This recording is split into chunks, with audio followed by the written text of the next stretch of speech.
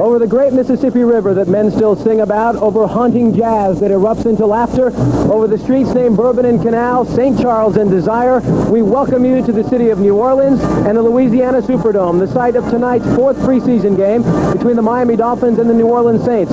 A game, the last one before the regular season, in which winning becomes more critical. Nick Bonacani is joining me once again. And Nick, we've neglected to talk about one aspect of this Dolphin team this preseason, Don Shula and his contract. Now, what have you heard? Well, the big question is, will Don Shula be the coach next year of the Miami Dolphins? And everybody can say, well, it's not relevant because he's still in the contract for this year. But in a local interview here with a New Orleans sportscaster, he made a statement that he will have an announcement just prior to the Buffalo game as to whether or not he will be back next year. This is a very critical week for the Dolphins. They're preparing for Buffalo. They've beaten Buffalo 20 times in a row, and Don Shula's contract must be worked out one way or the other, or we won't have a coach next year. So it is a very, very critical time for Don and the team. How do you see it? Can I pin you to the wall? I think Don Shula will be with his team next year. I think some of the moves that he's made, getting the draft choices from Tampa and also a draft choice from New Orleans, really solidifies the Dolphins for the future. Well, since when we were with you last, a lot has happened. Two major trades. I guess the most notable, though, Guy Benjamin coming to New Orleans for a fourth-round draft pick, which means young David Woodley has made the team. Mr. Excitement. Let me say this. David Woodley is not your normal third-string quarterback. This man, unlike many third-string quarterbacks, will play. I think during the course of this season, when the Dolphins get ahead or they get into some rough spots, David Woodley may make his appearance because he can scramble, he can throw on the run. He's Mr. Excitement. He can bring a team from behind. David Woodley is Mr. Excitement. All right, quickly, what about the New Orleans Saints? Archie Manning coming off a great year leading this team. Archie Manning made the Pro Bowl for the first time last year. The guy have a great offensive ball club, fourth in the NFC last year. I think it's going to be a good offense against defense. The Dolphins also were number 4 in defense last year, so it's head-to-head tonight here at the Superdome. We'll be back with the opening kickoff right after this. Tom McCann makes country shoes that go country mile, with a lot of country comfort and a lot of country style. Get out in the open, get out. Back to the Louisiana Superdome. The people in New Orleans say that this is the greatest structure that mortal man has ever attempted to build, and if you've been inside, you can see why. 60,000 expected here this evening to see this final preseason game between the Miami Dolphins and the New Orleans Saints. The captains are beginning to meet in the middle of the field. And Nick, how much importance is put on this final preseason game as a prep for the regular season? Well, according to, again, Coach Shula, this is the final battle between Don Strock and Bob Grease as to who will open up at quarterback for the Dolphins against Buffalo. I personally think that decision's already been made. I would predict that number 12, the old veteran, will end up starting up in Buffalo, and Don Strock will retain his second quarterback position on the ball club. So I think that's pretty much out the gate. This is just to tune them up, get them ready, get your timing down, and just get enough playing time. Try and stay healthy. You don't want to get anybody hurt, Tony, if you can possibly help it in this particular game. Well, as you can see, the Dolphins have won the toss. They have elected to receive, so they will start on offense. The New Orleans Saints will kick off. And these two teams are no strangers to each other. They played twice during controlled scrimmages during training camp. Of course, the Saints only train 100 miles from the Biscayne College complex where Miami trains.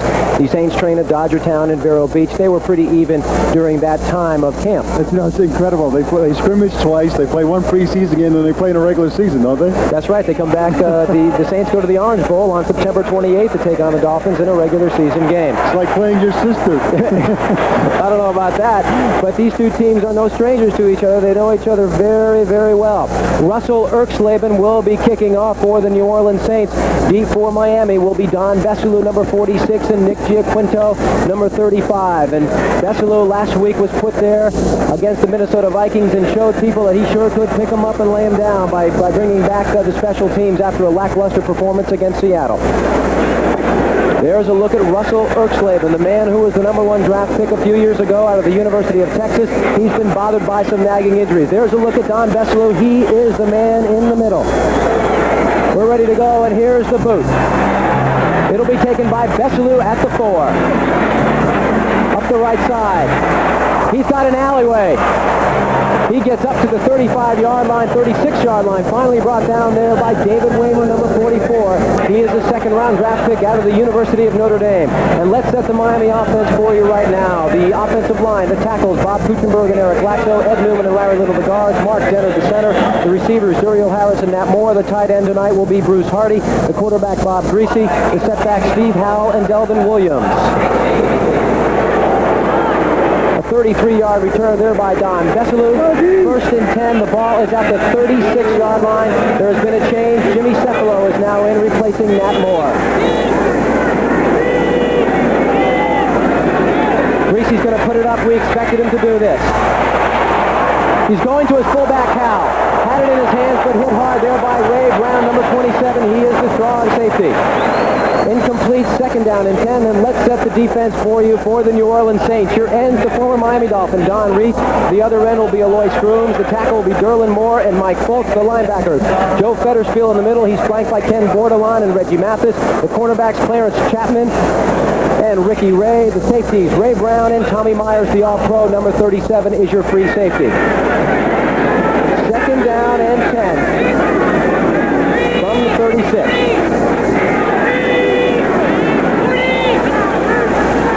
The pitch is to Howell.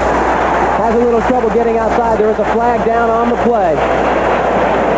A pickup of about 2. Tommy Myers in on the stop. It's a holding penalty against the Dolphins, Tony. It wasn't much of a game, but I'm pretty sure that New Orleans will push them back when they take the penalty here.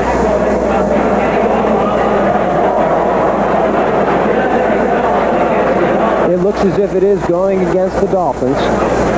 What they try to do is they try to get outside with Steve Howell on a quick pitch. Howell he's pretty fast. He can't get to the outside. That time he tripped over his blocker, Ed Newman. They will take the penalty. We expected Greasy to throw on first down. 70% of the plays against the Saints this preseason have been passing plays on first down. Their defense is their weakness. Let's listen to the infraction. Holding number 64 on the offense, still second down. Hey, what do you know, Tony? Their loudspeaker works here. Ed Newman. So the ball will be spotted at the 26-yard line. It'll be second down and 20. This is a situation where Bob Greasy likes to screen. He likes to screen pass because it's in his own territory. It's a safe pass. Let's see if he does it. We have 5 defensive backs in for the Saints. Second down and 20. Greasy's going to put it up. He's getting pressured by Derlin Moore. He hits Delvin Williams out of the backfield, and Williams has got some room. He may break it. He is going down. He's at the 25. Ricky Ray is the man who finally brings him down at about the 15-yard line. A beautiful play by Greasy. He proves he can still scramble, and Delvin Williams sure has had a good preseason. He certainly has, Tony, but this is a situation where Delvin Williams, if you watch him in the backfield here, Delvin Williams first checks for the blitz. He's looking to see if any linebackers blitzing. Now he doesn't see any blitzing linebacker. He gets pressure from Derlin Moore, so he checks out of the backfield. Greasy spots Williams. Hits him on the run here. Beautiful throw. Nice adjustment by Williams. And now it's all speed. This is what the man gets $260,000 for right there. To put the moves on and get the ball down in scoring position. A 59-yard pickup. The ball is spotted at the 15, where it'll be first and 10 for Miami. To give it to Williams. Right up the middle. He picks up about 4. Met there by middle linebacker Joe Fettersfield and tackle Derlin Moore. Delvin lost his head on that one. This is a good situation for Greasy now. Second down and 5. The defense can't anticipate anything. This is the quarterback stream, being down around the 10-yard line with this situation at hand. The ball is spotted at the 11, second down and 6. 13 minutes left to play in this opening quarter. Bob Greasy directing the Miami Dolphin attack. A good look at the bespectacled Greasy.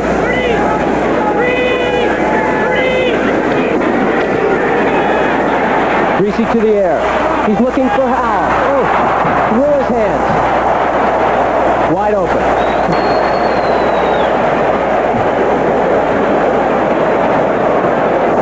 And you can just look at Greasy and figure what he's thinking. Well, Greasy's a pro.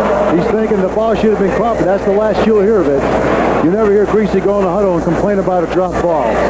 His job is to get the ball to the fullback. On that play, he did it and it was dropped, and that's the end of it.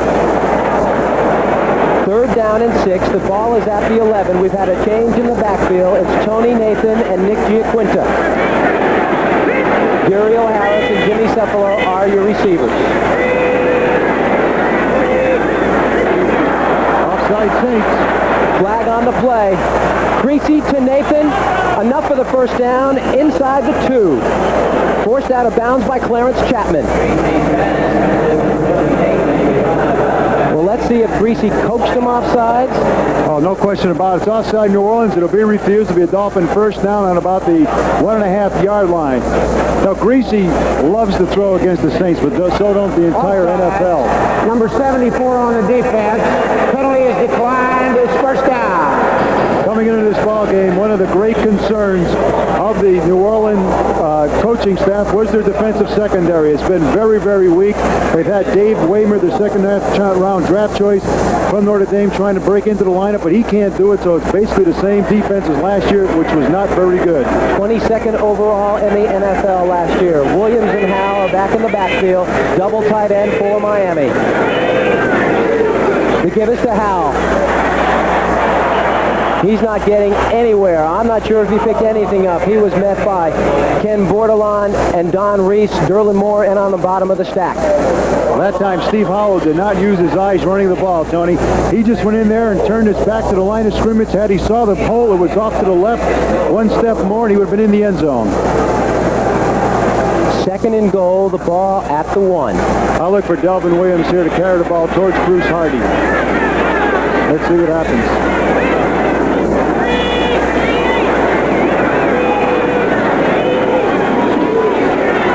Delvin, again, met by a stone wall. Eloy Scrooms leading the attack for the New Orleans Saints. Reggie Mathis also in there, along with Mike Fultz. And Mike Fultz is a happy player now. They've expected a lot from him. He's finally gained a starting spot on that defensive line. Nick? Well, it's an uninspiring play. Just a good play by Eloy Scrooms as he busts through the offensive line, makes the tackle in the backfield. So now it's a 3rd down situation. Again, still a controllable situation for Bob Greasy because the defense has to play run, and if he throws the ball, it could be open. Double tight end, 3rd and goal. Cephalo in motion. Howe, he did not score. He did not score. This is exactly what happened against the Seattle Seahawks. Don Reese leading the drive there for the New Orleans Saints.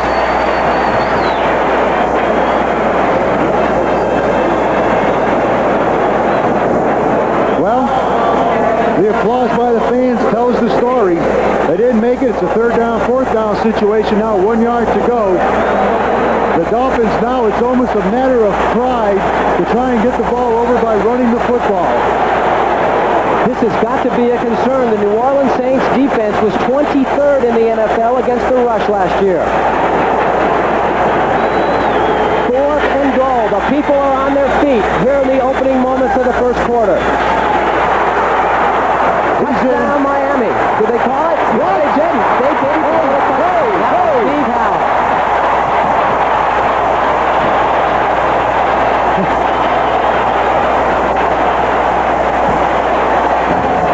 Well, I sure would like to see that again. Well, we've seen the replay. Let's watch it. I think the officials blew it, but let's see. Let's let you judge it. Newman's pulling out. Howell behind Delvin Williams. Let's see where he spots it. Nope. That's close. It really is close. That is close. We're going to see it from another angle. Let's see if it gets any better here.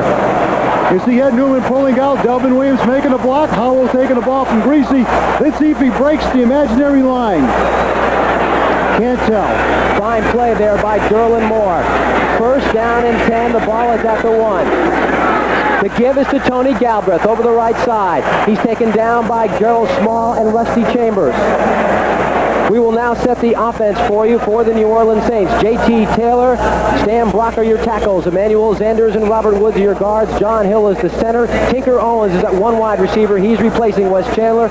Ike Harris is at the other wide receiver. Larry Hardy is the tight end. Archie Manning is your quarterback. Tony Galbraith is at fullback. And Jimmy Rogers is starting at running back in place of the injured Chuck Muncie. We do not expect to see Muncie in the game at all. There's a good look at Archie Manning, a Pro Bowl participant.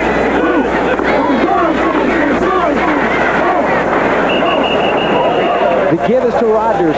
Bob Baumhauer in on the tackle. Check that. That was Tony Galbraith. Baumhauer in on the tackle. So it'll be second down, third down and 4. The ball is at the 7. We will now set the Miami defense for you. The ends, Vern Denherter and Doug Betters. Bob Baumhauer is the nose tackle. Your inside linebackers, Ernie Rohn and Rusty Chambers. Your outside men, Kim Bocamper and A.J. Dewey. Your cornerbacks, Gerald Small and Don McNeil. Your safeties, Glenn Blackwood and Tim Foley. Third down and 4. The ball is at the 7. Ike Harris in motion. Manning on a draw to Jimmy Rogers. Brought down by Rusty Chambers and Kim Bocamper. It's a first down. Enough for the first down. It's a third down situation in their own territory. Very safe play to draw. All they need is 4 yards for the first. This man here, Rogers, they like very, very much, Tony, playing for the injured Muncie. He scrambles and fights for the first down. There's nothing wrong with the New Orleans offense. They can move this football. First and 10, the ball is at the 12, 9-10 left to play in this opening period. Here's Rogers again behind a good block by Galbraith. Breaks to the outside, finally pushed out of bounds by Tim Foley at the 20-yard line. That'll be a pickup of 8, so it should be second down and 2. Well, watch the way they cave in the left defensive side of the Miami defense. Well, you can't see it. Don McNeil is going to have to learn to pick his head up. You can't play football like that. Bocamper's on the ground. The Dolphins have to get inspired on defense if they're going to contain the good New Orleans offense.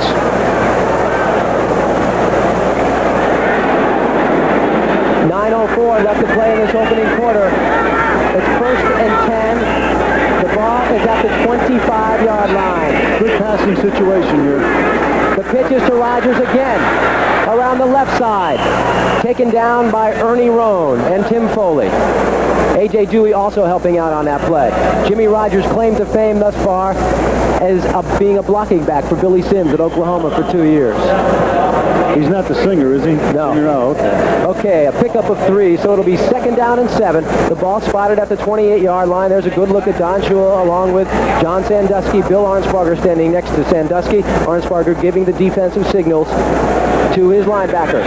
Second down and 7. The ball is at the 28-yard line. Archie Manning directing the Saints attack. Dropping back to pass. He's being pressured. To Rogers, he cannot handle the ball. Some good pressure by A.J. Dewey. Well, that was a screen pass all the way. Rogers just sifting out there, waiting for the offensive line to get in front of him. You can see here, the backs just split out there. Archie trying to disguise the screen pass. Now watch the offensive line. 79 Sanders trying to get out there, but Archie threw it like Bobby Lane, end over end, and Rogers couldn't handle it. Archie Manning 4th in the NFC in passing, completing exactly 60% of his passes in 1979. Third down and 7, 8-16. The ball's at the 28. The nickel defense in for Miami. Watch Harris against the rookie McNeil. Nope. Rogers again cutting inside the block across the 30 to the 31-yard line. Brought down by Ernie Rohn. Glenn Blackwood also helping out. It's not enough for the first down. So the Saints will be forced to punt. Archie Manning playing ball control, SEC football. Exactly. You're looking at Rick Partridge, who has a 46.2-yard average during this preseason. He made this club last year when Erxleben was hurt. Tony Nathan back deep for Miami, and here is the boot. It hit a Saints player on the back. There is a flag down on the play. It hit Rich Maudie on the back. I think that's a penalty. I think they get him 15-yard unsportsmanlike conduct, if I'm not mistaken. think in the NFL, you have to have an opportunity to field the ball. And if the kicking team prevents you from doing that, then it's a penalty.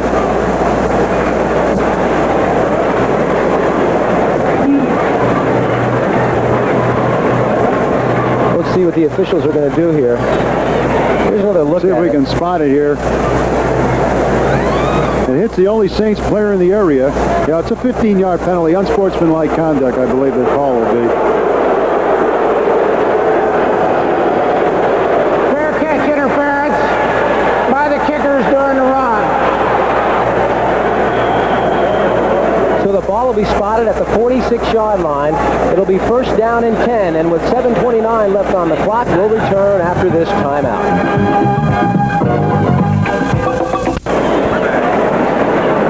Miami will have their second possession in good field position. It'll be first down and 10. The ball at the 46-yard line. 7:29 left to play in this opening quarter. No score between Miami and New Orleans. Bob Greasy directing the Miami attack thus far. 2 out of 4 through the air for 68 yards. The big one, that 59-yarder to Delvin Williams. Greasy back to pass. Going to Cephalo. He gathers it in. It'll be enough for a first down. A nice catch. And again, we see the great concentration by Jimmy Cephalo. Cephalo right here, what he does is he deceives the cornerback Brown by going down, and he puts what they call a stutter step on Brown. It looks like he's going to go deep. Greasy's reading the pattern, then he just throws it up and takes it up over the middle. Nice adjustment because it was good coverage. 22, actually Ray from New Orleans. A 17-yard pickup, first and 10. The ball at the 37-yard line. 6:50 left to play in this opening period.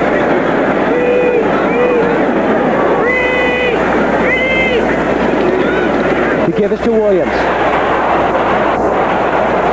Gets across the 35 to about the 33-yard line. Finally brought down there by Alois Grooms. Grooms, a 5-year veteran out of Tennessee Tech.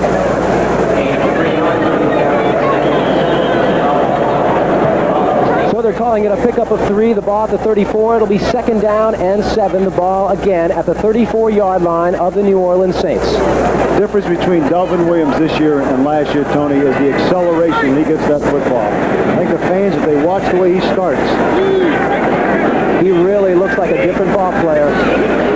Greasy again going to put it up. He goes to Howe on a swing pass. Brought down by Ricky Ray. He gets to about the line of scrimmage. We'll call it no gain. Third down and 7. Now they're moving it up a yard, so it'll be 3rd and 6. New Orleans is now employing a 3-man line, 4 linebackers. That's, I guess, their version of the nickel defense. They take out a lineman and they put in a linebacker instead of a defensive back. This is maybe why they're having so many problems defending against the pass. 3rd down and 6.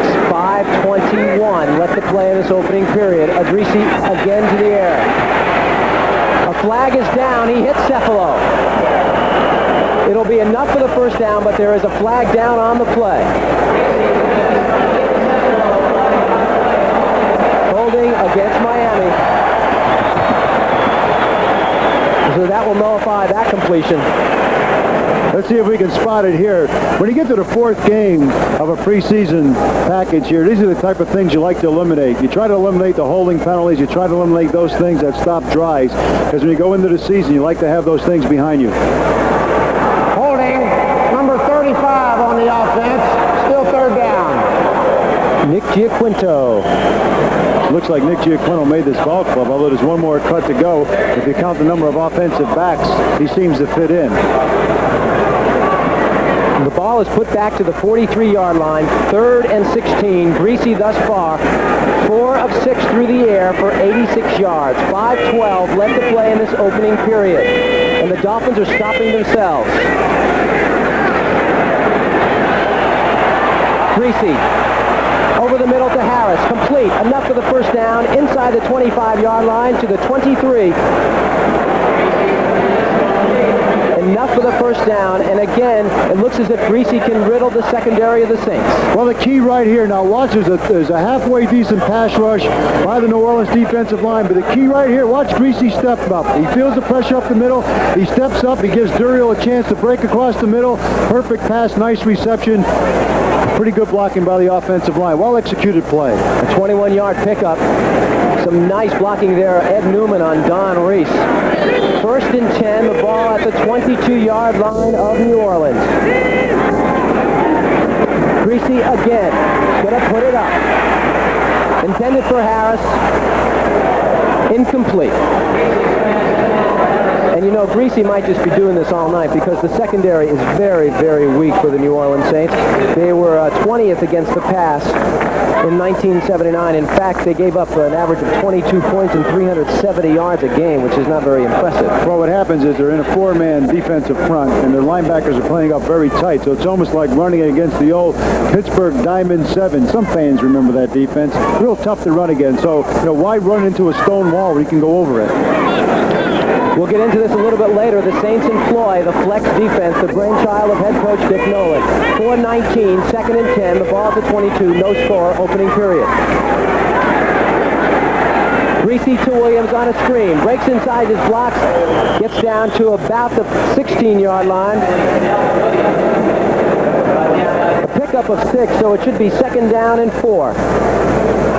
The thing that makes this play so effective is, as you're going to see, it looks like a pass play all the way. But then at the last minute, the line sifts out there and becomes a screen pass.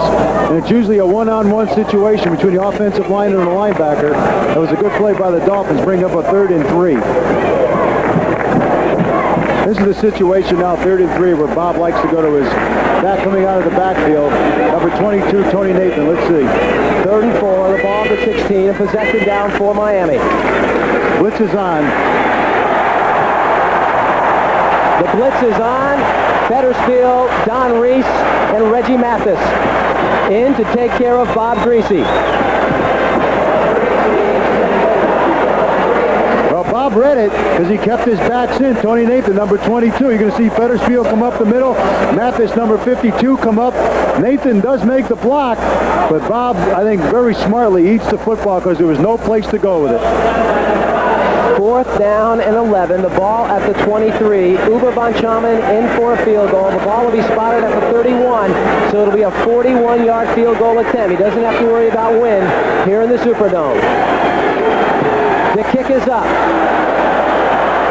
It just gets over, and it is good. So, with exactly 3 minutes remaining here in the first quarter, let's pause for this timeout with Miami on top, 3-0.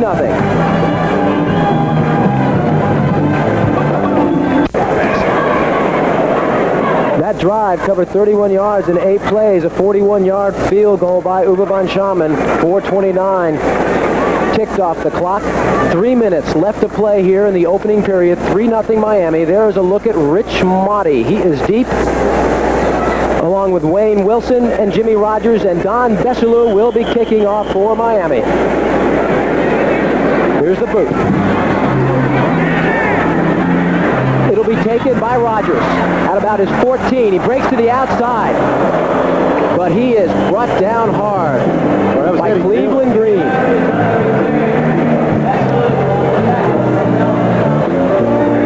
Besselou also in on the tackle, and he does a great job of covering the kicks after he kicks them off. The ball spotted at the 28-yard line. It'll be 1st and 10 from there for the New Orleans Saints. A 14-yard return there by Jimmy Rogers. Let's see if Archie Manning gets away from the Ohio State offense at 3 yards in the cloud of dust and puts the ball up. Ike Harris, number 82, wide receivers, had a great preseason. He can get deep. Harris and Owen split to the same side. We're at 2:51 in this opening period. The give is to Rogers right up the middle. He's met by Rusty Chambers and A.J. Dewey.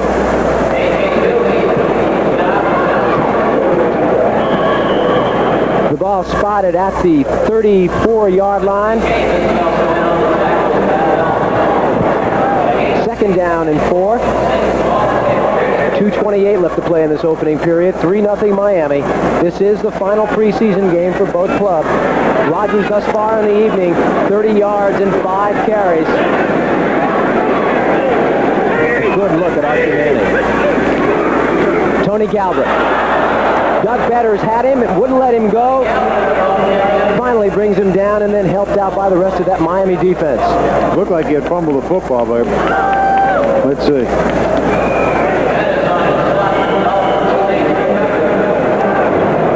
Guess not. The ball is spotted at the 36, so that'll be a pickup of 2. 3rd down and 2. Larry Hardy is your tight end. Both Henry Childs and Brooks Williams are injured for the Saints. They're depleted at that position. 1:37, 3rd and 2, opening period. Manning to put it up. And he is pressured by A.J. Dewey, and Dewey just came sprinting in again. And in talking with Bill Arnsparger, Nick, he said that's what Dewey does so well at his new position, linebacker, is rushing the passer. Well, Jimmy Rogers, number 41, better learn his assignment because A.J. Dewey came in absolutely untouched from the right linebacker position, and Archie Manning was a dead duck, not only a sitting duck, but I mean that could be fatal for the New Orleans offense to lose their quarterback under a situation like that. Rick Partridge into punt. Tony Nathan deep for Miami. A line drive. Nathan should get something out of this. He breaks to his right side. Finally brought down by Joe Campbell, but a missed block by Jeff Allen. Jeff Allen did not block his man. If he would have, Nathan would have had some more running room on the outside. Well, there's a timeout on the field with the score of Miami 3, New Orleans nothing. We'll return with more live action from the Superdome after this pause. Nolan starting his 3rd year as head coach of the New Orleans Saints back in 1970 as coach of the San Francisco 49ers. He was voted NFC Coach of the Year with a 10-3-1 record. Trying to rebuild the New Orleans Saints, the most inept team of the decade. Miami will set up shop, 1st and 10, the ball at the 42-yard line. Greasy, I believe, has thrown on 1st down every single drive, so let's see if he does it here. 6 of 9 thus far for 113 yards. Miami has 4 first downs all through the air. The pitch is to Williams, cutting inside the block of Howell. Crosses the 45, gets up to about the 48-yard line, brought down by Reggie Mathis, the 2nd-year man from Oklahoma who's replacing the retired Pat Hughes. It's amazing the way people talk about the inept running game last week of the Miami Dolphins throughout that game against Minnesota. As soon as Dalvin Williams got into the ball game, things changed, and you can see that he is the difference in a running game for the Dolphins. I know a lot of people are saying, where's number 39 on the goal line? Larry Zonka. But he's history, folks. 2nd down and 4. The ball is at the 48. We're at 40 seconds of this opening period. The Dolphins on top, 3-0. Williams again, finding some running room up the middle. Enough for the 1st down. Joe Bettersfield in on the tackle. Up to the 43-yard line of the Saints. Tommy Myers also helping out. Well, they're in a flex defense. When you go in the I formation, Tony, the way the Dolphins are doing here, it really neutralizes that flex defense because it doesn't give them a back to key on, so they can't pull back a defensive lineman and set up the defense the way they want. So the I formation looks like it's the most effective formation for the Dolphins. They're going to let the clock run out. 2 seconds left. And that is the end of the 1st quarter with the score. Miami 3, New Orleans nothing. We'll return after this. There, folks, is the finest booster club probably in the entire NFL. The Broward Dolphins Booster Club from Fort Lauderdale. They came up here for a few days to enjoy the Bourbon Street, Fat City. I saw a few of them rolling around. Now, I was out there very early, like 12 o'clock. I had to get home because I wanted to be ready for this broadcast, but I understand they were out much later than that. You have to give them credit. They travel a lot with the Dolphins. They are a fine booster club. They have annual breakfast for the team. They show the rookies around, introduce them to other people throughout the city, making them feel at home. 2nd quarter just getting underway. 1st and 10. The ball is at the New Orleans 43-yard line. Bob Greasy leading the Miami attack. If you've just joined us, the Dolphins are on top 3-0 by way of a field goal by Uwe von Schaman. Howell crosses the 40-yard line, down to the 39. Joe Fettersfield in on the tackle. We have another preseason game to give you. The Falcons leading the Baltimore Colts in the second quarter, 21-0. You know, Bob Greasy had a terrible first quarter. Tony only threw for 106 yards. Miami 129 yards total in that first quarter to 38 for the New Orleans Saints. That was a pickup of 4 by Howell, so it'll be second down and 6. The ball at the 39-yard line. 14:28 left to play in the first half. And Greasy's going to put it up. It's going for Cephalo. Complete. The ball was thrown before Cephalo even made his cut. Covered by Ricky Ray. The ball spotted at the 22-yard line. Enough for the first down. You want to talk about a timing pattern. Now, I hope we can have an opportunity to see a good offensive line blocking here. What happens is Greasy throws the football before Cephalo even makes the break. Now Cephalo turns and there's the ball right on the money. That doesn't happen by accident. That's only about 1,800 hours of work on a practice field to get that timing down. Nothing wrong with Bob Greasy, Tony. The man is throwing so effectively and has so much confidence in his game. A 17-yard pickup. First and 10. The ball is at the New Orleans 22. This is Williams. Behind the block of Ed Newman. Derlin Moore in on the tackle. The ball is spotted at the 17-yard line. Pickup of 5, so it'll be second down and 5 for Miami. What made that run, Tony, was a stutter step by Delvin Williams at the line, waiting for Denard and Newman to execute their blocks. And he found the daylight and accelerated. 13:50 left to play in this first half. Second and 5. The ball at the Saints 17. The Dolphins again knocking on the door. Greasy, Cephalo. Another first down for Miami. Like taking candy from a baby. It really is. All Bob does is he swings his backs out there and he holds the cornerbacks up and he holds the linebackers up and just waits for Cephalo to find the seam here as he does. And it's a one-on-one situation between Cephalo and Ray, and Cephalo won. The ball is spotted at the 6, so it'll be first and goal from the 6, Nick. And you're right. It's like taking candy from a baby. It seems like any time Bob wants to throw the football, he can do it against the Saints. Double tight end for Miami. 13 minutes left to play. First and goal from the 6. Delvin behind Howell up the middle. They're going to continue to try it. He gets to the 4. Tommy Myers in on the stop. So that'll be a pickup of 2. Oh. Second and goal from the 4. Delvin Williams. No, that's Bruce Hardy, I believe. It's Ronnie Lee. Ronnie Lee. Jeez, I hope not too serious, Tony. Well, this is the time of the year, boy, that you don't want anything to happen to your people. The Dolphins, of course, open next week in Orchard Park, New York, on the road in Buffalo. While Ronnie Lee is being tended to on the field, we will take this time out with the score. Miami 3, New Orleans nothing, and we'll return with more live action from the Superdome after this. Ronnie Lee taken off the field. We will try and get an injury report for you on Ronnie Lee. But in the meantime, it's second down and goal. The ball is at the 4-yard line. Miami has garnered 7 first downs thus far. Delvin should get the ball here. Greasy's going to throw it. Ooh. Going for Cephalo. Nice play by Ricky Ray, but there is a flag down.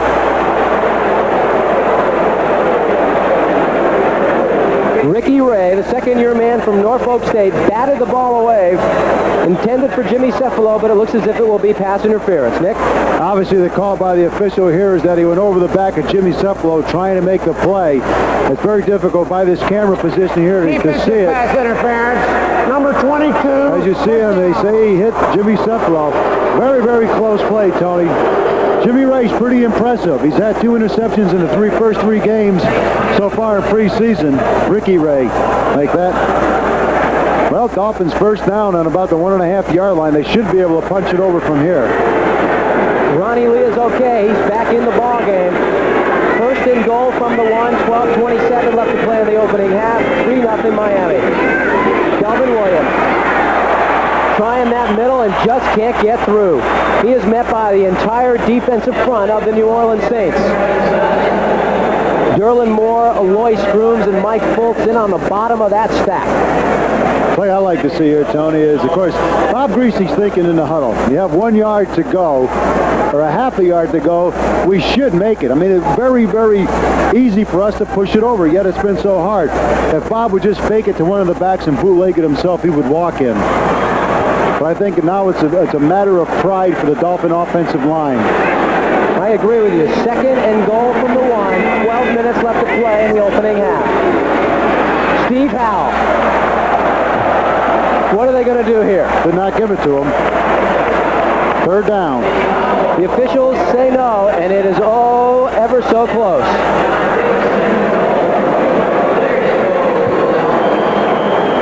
Well, what they're trying to do is they're trying to offset the New Orleans defense by having Howell go the other way. Again, the ball does not break the plane, which is that white line right near the goal line. He didn't break that plane, so it's not a touchdown. The Dolphins knocking on the door again. They want to bust it open. 11-19. 3rd and goal from the foot line. Delvin Williams over the top. Touchdown, Miami. 58 yards in 10 plays. Enough's enough. The offensive line digs in, roots them out. Good offensive surge. Nice fill by 58 Fettersfield, but Delvin Williams behind Howell knocks down that barrier for the touchdown. Here's another angle. Look at the offensive line surging up out there. Good charge, a good lead by Delvin. Met head on by 37 Myers, but he breaks the plane for a touchdown. The Dolphins needed that. Uwe von Schamann in for the conversion out of the hold of Don Strock. You can see for yourself the kick is good. So with 11-12 remaining in the second quarter, let's pause for this timeout with Miami on top 10-0.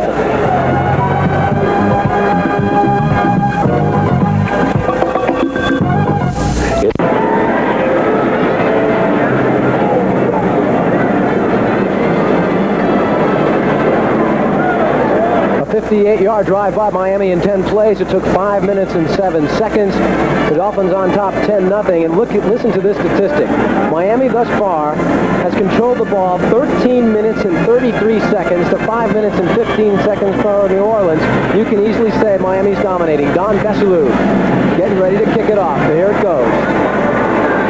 It's going to come down to Rich Maudie at the 14. Breaks to the outside.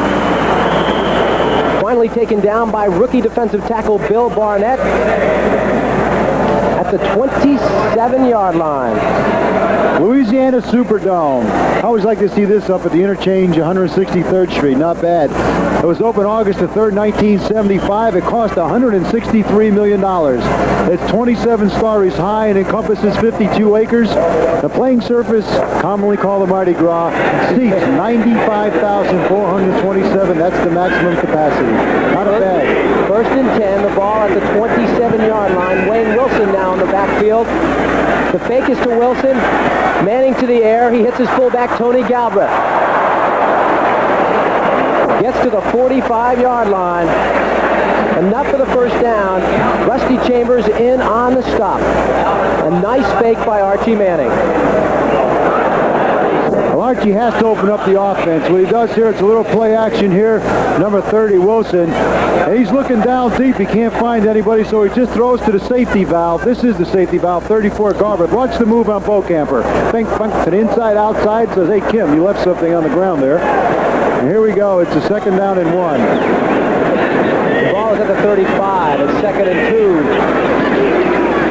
2. The give is to Wilson. Met by Bob Baumhauer. Rusty Chambers also in there, and Chambers, of course, played his collegiate ball at the University of Tulane, not too far from here. Let's see where they spot it. They're bringing the sticks in. See if it's enough for the first down. I don't think it's. I think it's about a foot short.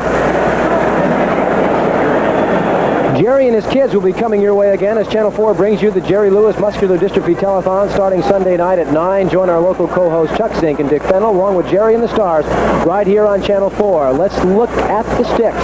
And as you can see, it's just a little bit short.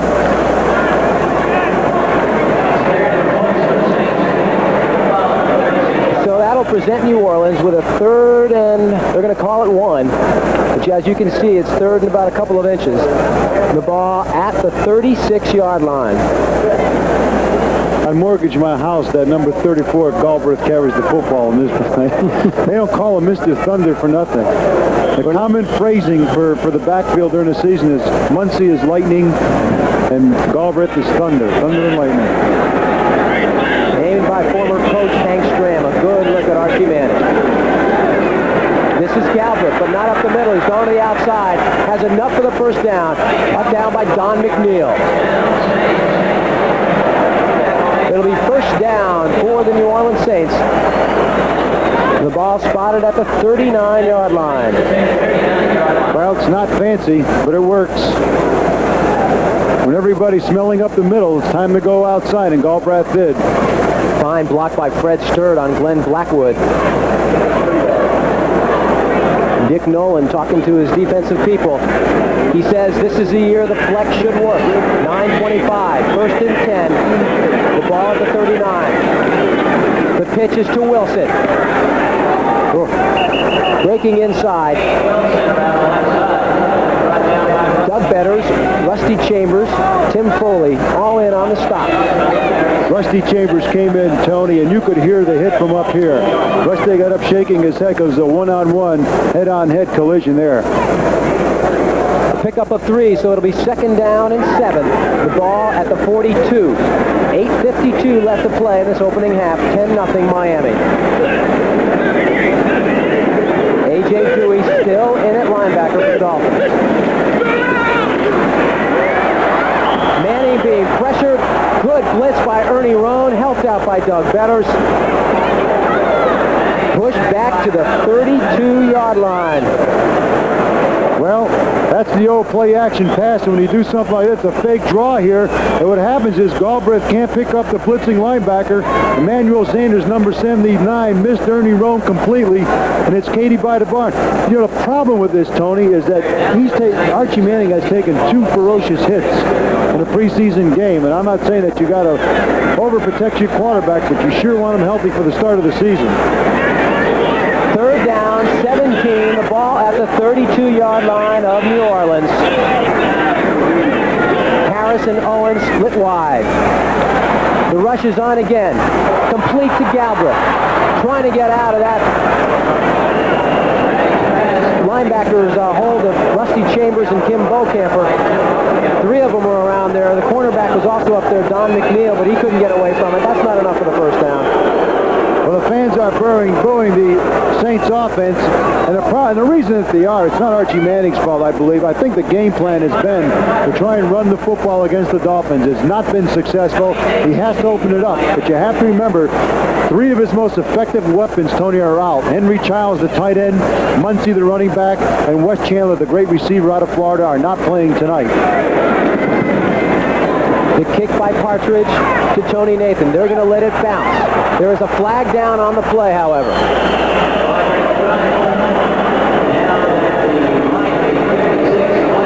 We're going to see what this infraction is. I can only mean that there was a lineman downfield on a punt, which it was. Once again, Mr. Bonacani, you hit the nail on the head. I haven't been too right tonight, but it's tough to read Archie Manning when he's not doing anything.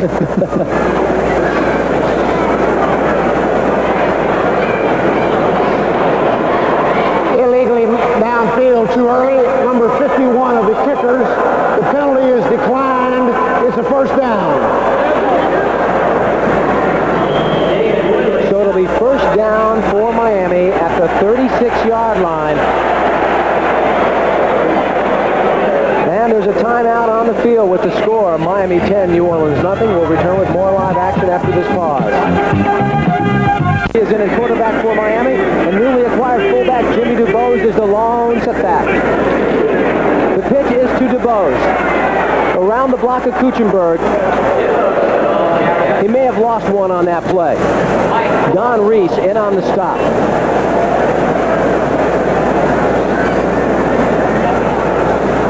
And there's a look at young David Woodley. No gain. They're pushing it back to the 34, so it'll be a loss of 2.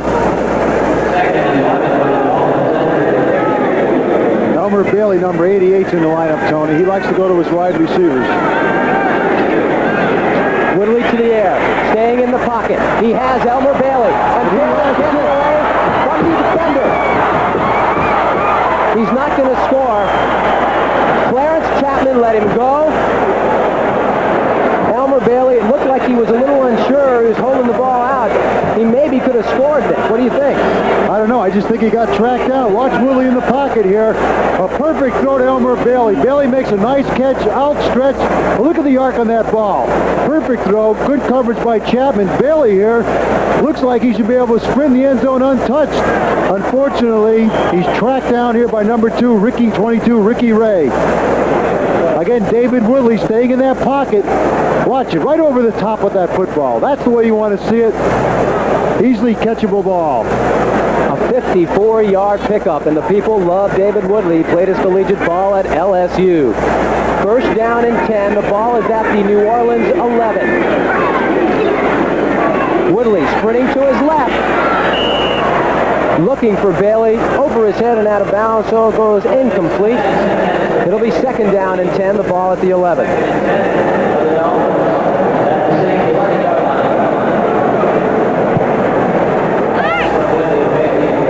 David Woodley's a little upset at the official on that play, Tony, because he felt that Elmer Bailey, number 88, was held.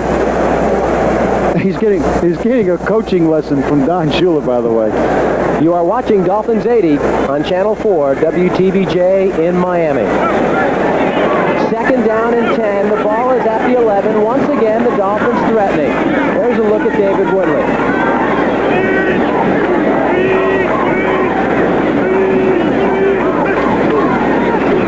Again, he's going to put it up to Bailey. Touchdown, Miami. And David Woodley threaded the needle. Nice concentration by Elmer Bailey. The rookies hook up for another score. All it is a down and in pattern by Bailey. Woodley sits in the pocket. Good blocking by the offensive line. Look at that ball, right on the money. He's hit when he catches it, but he breaks the plane for the touchdown. Now watch Bailey make the down and in move. He just puts a little corner move on here. You see a little stutter step, wide open, eats up that New Orleans secondary, which is so porous it's sickening. It really is. It's unbelievable.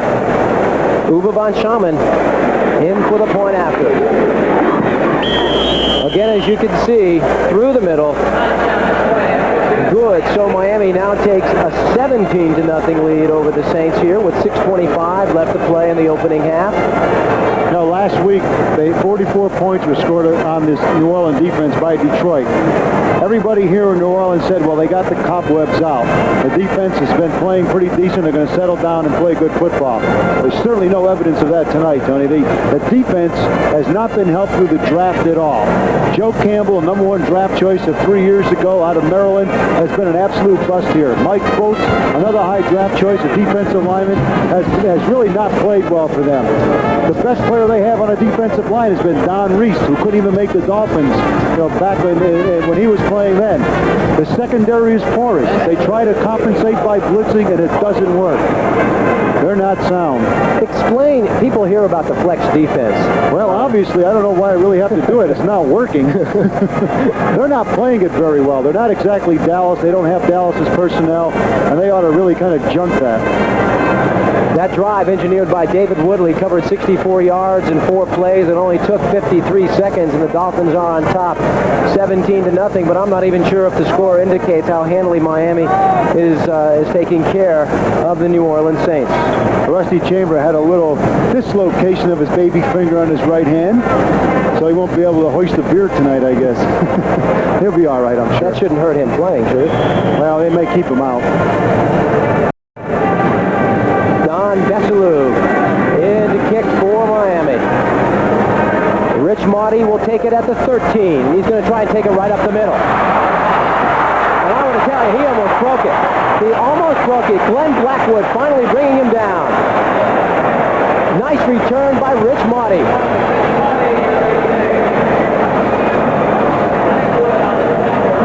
Marty had his mind made up as soon as he got the football that he was going straight up the middle. Watch him. Just lowers his head and just splits the tackling right here. Number 86, Ron Lee, misses him. The collaboration here of Blackwood and Taylor brings him down after a big gain. A 33-yard return by Rich Monty. 1st and 10, the ball at the 46-yard line of New Orleans. Archie has to open it up. He has to throw the football here. Manning to put it up. Pass time. Oh, pass it. There's got to be a flag thrown on that play. Has to be a flag thrown on that play on Kim Bocamper. The ball intended for tight end Larry Hardy. Did you see him shield Hardy away from the ball? Now, Kim doesn't realize with his 6'6" frame, he really doesn't have to do that. He's enough of a monument to deflect any pass. Defensive pass interference, number 58. Offensive holding, number 64. Offset. So you hear it. Offsetting penalties. What it does is it nullifies an embarrassing play for Kim Bocamp. You watch it here. Number 87, the tight end Hardy for New Orleans is the target. Now watch Kim Bocamper. He's all over him. He did everything but throw him in the seats. 1st and 10, the ball at the 46. Larry Gordon in for Miami. His first action of this preseason. Draw play to Wayne Wilson. Picking his way up the middle. Finally brought down by Tim Foley. After he gets to the Miami 45-yard line.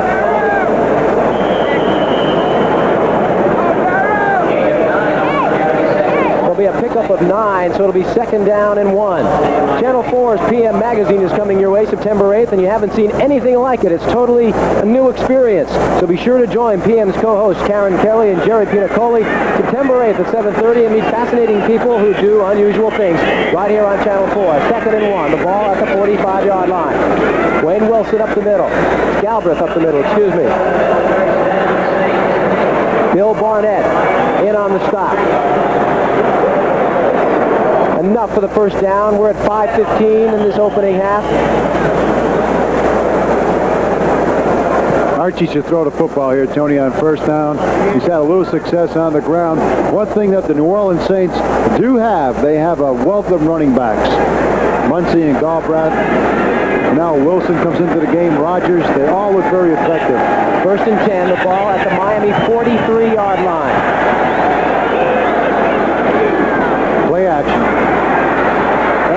Manning getting pressured by Bill Barnett. Doug Betters finally wrestles him out of bounds at the 45. It'll be about a loss of 2. And Manning is having a rough evening.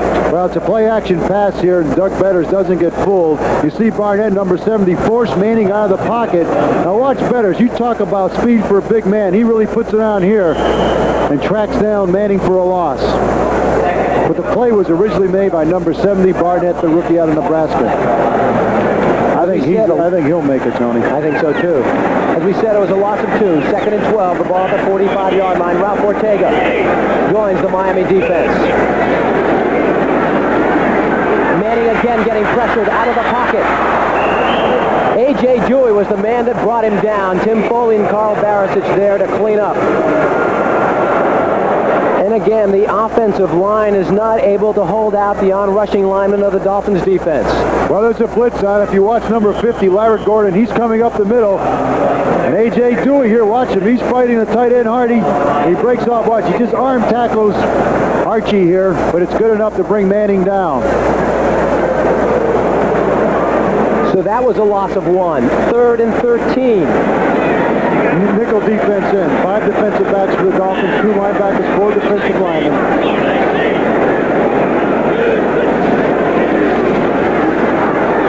Again, the pressure of Doug Betters. Sacking Archie Manning. And the Saints are going the wrong way. A fine play by young Doug Betters. 3rd-year man out of Nevada Reno. Well, I don't think I have to say anything. I'm going to let you watch it.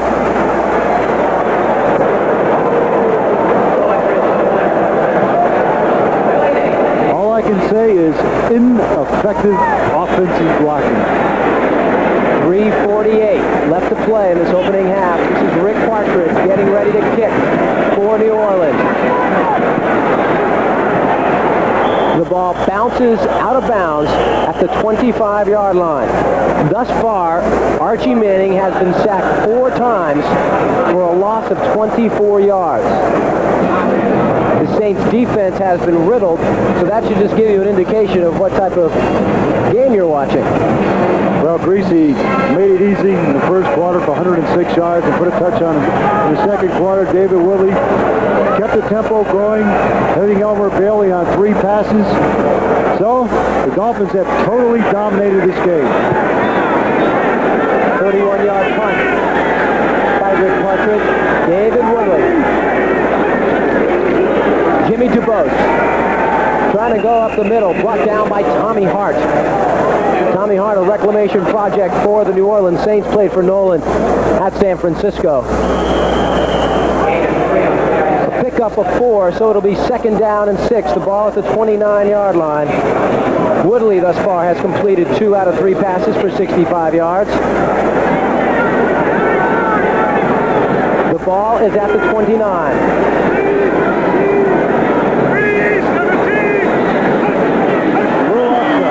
We have some movement. Ronnie Lee getting just a little bit anxious there.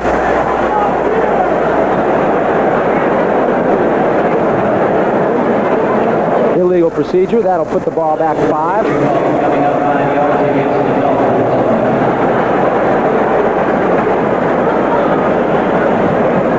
Tommy Myers coming into the lineup now for the New Orleans Saints. You know, Nick, Miami is Ball start. Number 86 on the offense. Still 2nd down. Make sure we give the official equal time. Miami has won 6 straight preseason finales. And Don Shula admits he uses it as a tune-up for the regular season. Dwight Stevenson, the young offensive center, is in for Miami. 2nd down and 12. The ball at the 24-yard line. Woodley's going to put it up. He's being pressured, but he stays in the pocket over the middle to Joe Rose. Rose gets up to the 29-yard line, stopped by Jim Kovash. Kovash, a second-year man out of Kentucky, pushing Joe Federspiel, who many say has played better football with the competition. Once again, David Woodley in the pocket. Good blocking. Stevenson, Newman, Taze. Just a little dump pass to Joe Rose, and he trips over here over the inseam of the Monty grass. It'll be a pickup of 5. The ball spotted at the 29-yard line. Bob Torrey now in a fullback. He is the lone setback. Let's see what David Woodley does here.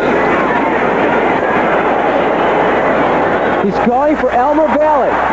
But a nice play by number 44, the rookie from Notre Dame, David Waymer. The ball batted away by Waymer. And they're hoping Waymer can step in and start for him. David Waymer got a little lucky here, Tony, because he guessed on this play. And had a different pattern been on, it would have been tough. As you see, Waymer is in front of Bailey. Bailey turns that pattern up the field. It's 6 points for the Dolphins. Waymer got lucky. Another angle, as you see, Bailey is behind Waymer. Well, when you go to Notre Dame, you're blessed with the luck of the Irish. George Roberts in the punt for Miami. It'll be Miami's first punt of the evening. We're at 2:11 of the first half. Miami on top 17-0. Rich Motti is deep for New Orleans. Motti will take it at his 35. Coming to the near side. Picking his way, some nice running by Richard Motti. Finally pushed out of bounds by Steve Toll and Mark Dennard. Rich Motti in 1978 was the team's most valuable player on special teams. Well, we're at the 2-minute warning with the score. Miami 17, New Orleans nothing. Live from the Superdome in New Orleans. 2 minutes left to play in this opening half. Miami on top of the Saints, 17-0. Couple baseball scores, Tony. The Yankees are ahead now, 4-1 in the 7th inning over Seattle. California going into the 9th inning against Baltimore leads 5-zip. Cincinnati 6-6 with Pittsburgh going into the 6th inning. So the Yankees can move up a game and a half over Baltimore. Well, they stayed in that position a number of days, haven't they? Who's pitching? Gaylord Perry tonight? I think it might have been Gaylord Perry. Boy, he puts that spitter on that ball. They've got a couple of spitballers. They got Tion on the stand throwing the spitter. The Saints, thus far this evening, have minus 12 yards passing. Interesting stat. First and 10, the Saints will start at the Miami 47. 2 minutes left to play in this opening half. Wayne Wilson in motion. Drop play to Galbraith. Picking his way. Finally stopped by Ernie Roan. That's good. That'll eat the clock up. Ball is spotted at the 43-yard line. It'll be a pickup of 4, so it'll be 2nd down and 6. They're trying to run the clock out. They don't want to get on the board in the first half. You know, why break a bad thing? A minute 35.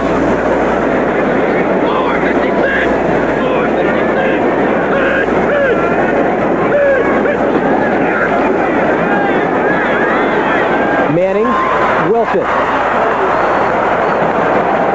Ralph Ortega in on the stop. That's enough for the first down. The ball spotted at the 36-yard line. 1:06 left to play in the opening half. Manning barking the signal. Being pressured. Hits his tight end, Larry Hardy. Tim Foley in on the stop.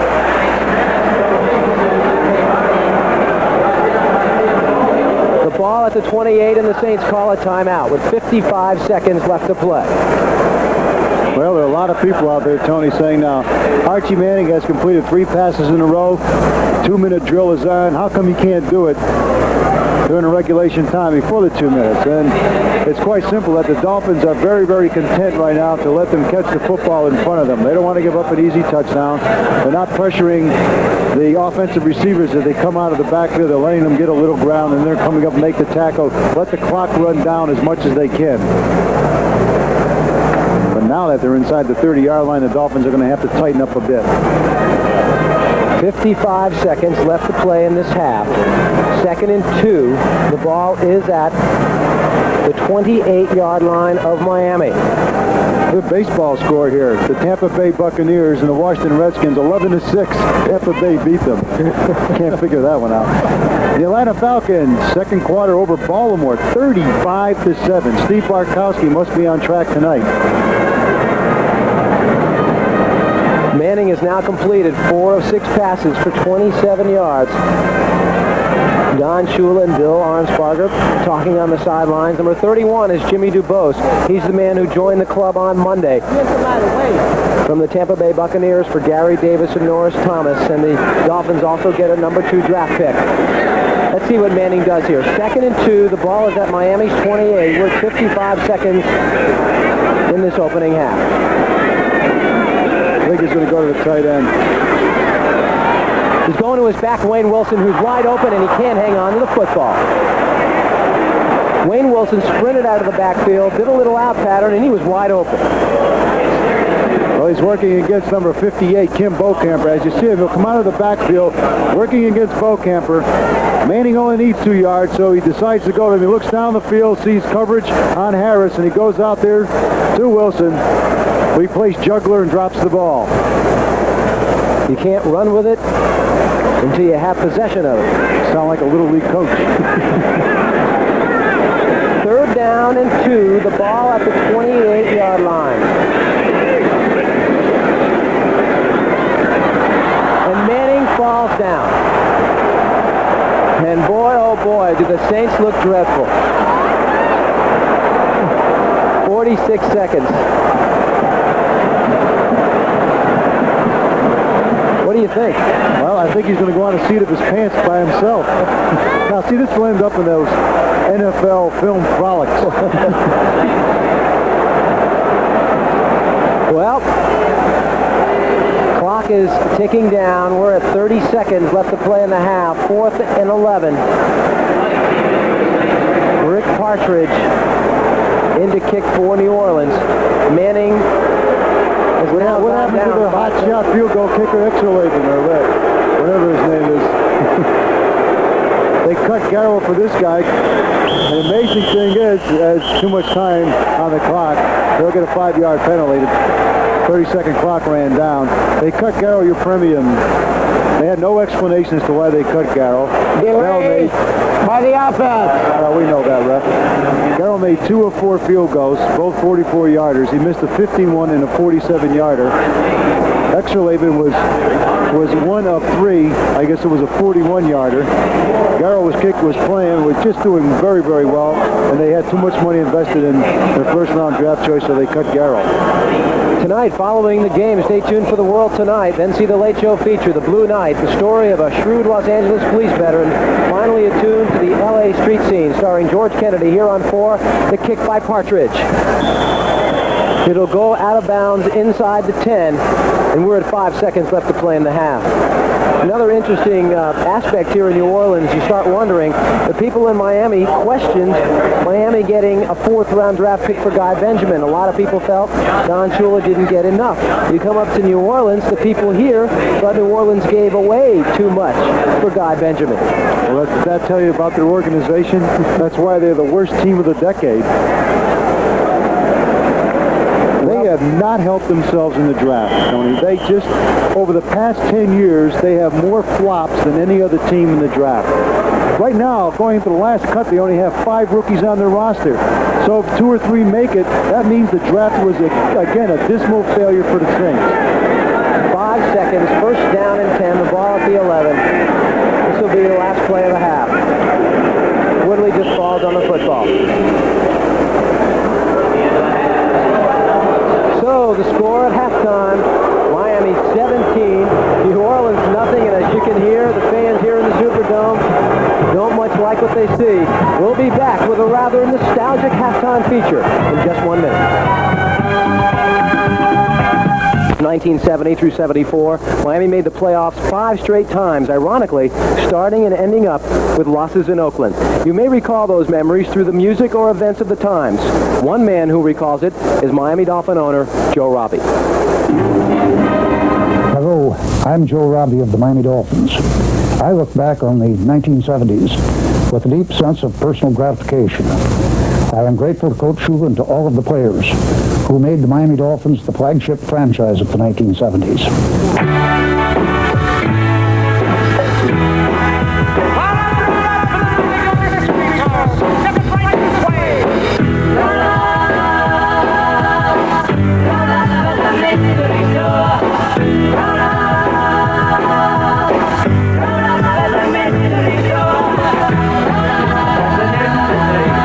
As we entered the 1970s, I had the feeling that all we needed to do was to make some adjustments, and we would be ready to become a real winner in the NFL.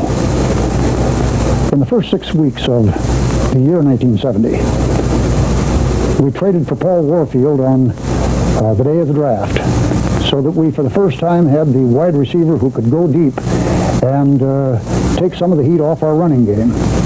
I had also contacted Coach Bear Bryant of Alabama, and he had tentatively agreed to all the terms of a contract to become the coach of the Miami Dolphins, subject only to seeing the Board of Trustees of the University of Alabama. Bear saw them the next morning after we had agreed to terms. They told him they would release him provided he could get a coach just as good to replace him at Alabama.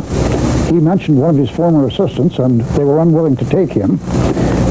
Coach Bryant then called 4 or 5 of the top coaches all over the United States and asked them to take his place at Alabama.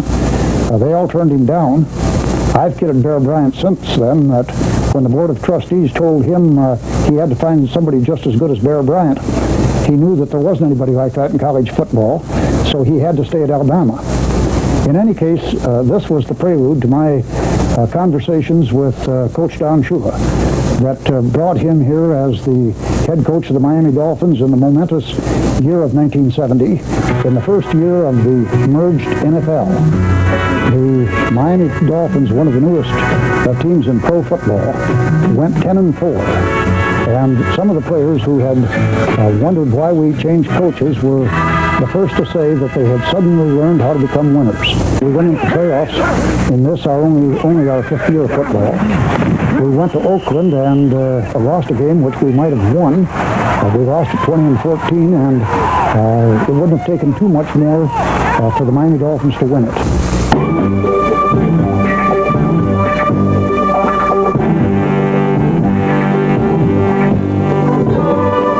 Momentum gained in Coach Shula's first year in 1970 carried through to 1971.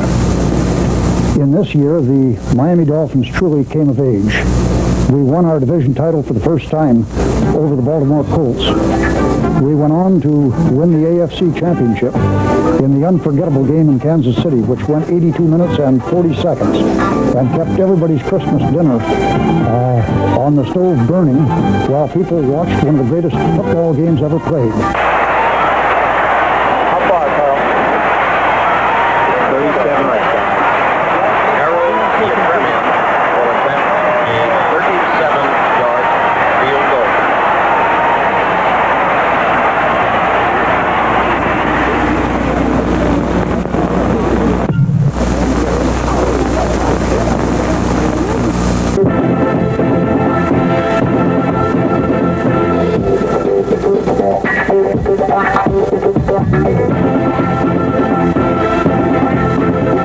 We went on to disappointment in the Super Bowl where we lost to the Dallas Cowboys, but we knew that we were ready for 1972 and for a second challenge.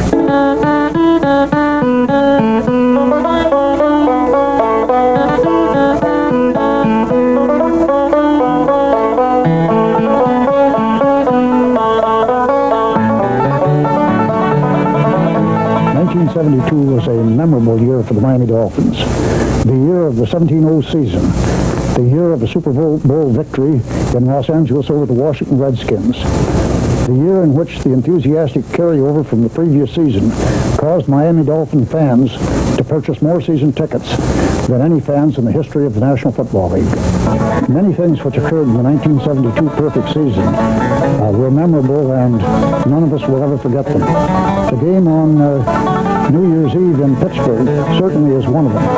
I think the key to that game and the next critical situation that brought on our perfect season was when Larry Seipel decided to run with the ball instead of kicking it, and he followed the Pittsburgh defensive players who were going down the field running interference for him until people shouted at them from the stands, and they finally turned around and tackled Larry Seipel after he must have gained at least 20 or 30 yards.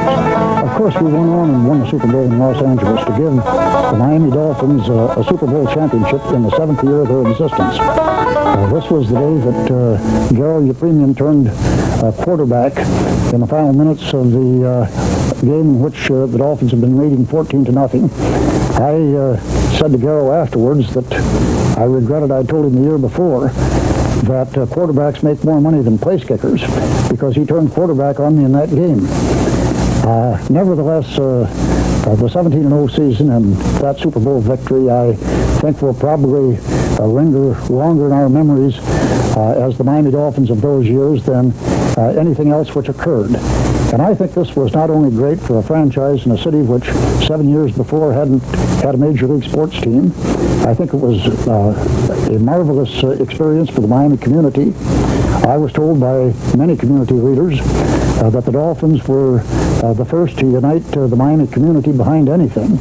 And if that's true, it was as important as winning the Super Bowl.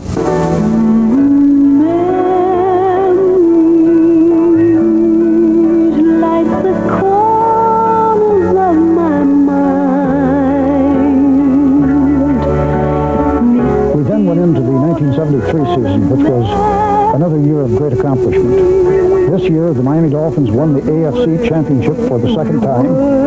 I think that during the playoffs, the Dolphins showed the greatest precision football that has ever been played in either the colleges or in pro football, winning the Super Bowl in January at Houston in an almost perfect display of power in professional football as the Dolphins defeated the Minnesota Vikings 24-7. The year started with this remarkable victory, and this started a year of turbulence not only for the Miami Dolphins, but for the entire NFL, because lurking in the background was the World Football League.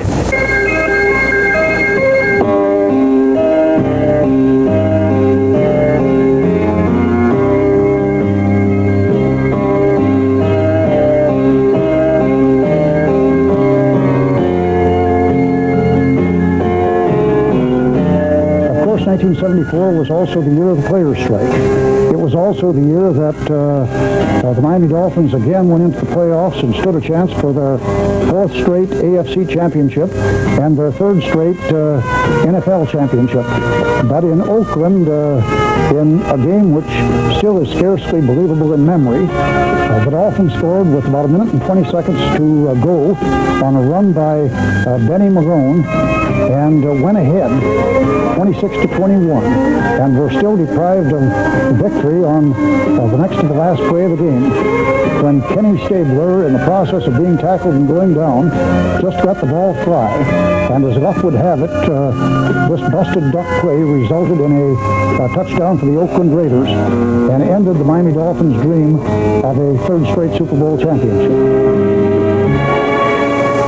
So the memories aren't all of winning. Many of the memories are of warm human relationships which have resulted, and the unifying influence that being involved in pro football can give you within a community, within a family, and within the circle of your friends. Good morning, yesterday. You wake up and time has slipped away, and suddenly it's hard to find the memories you left behind. Remember, do you remember the laughter and the tears, the shadows of misty yesteryears, the good times and the bad you've seen, and all the others in between?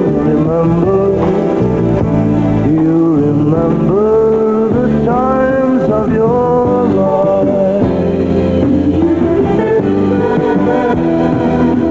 Reach back for the joy and the sorrow, put them away in your mind, for memories are time that you borrow, spend when you get to tomorrow.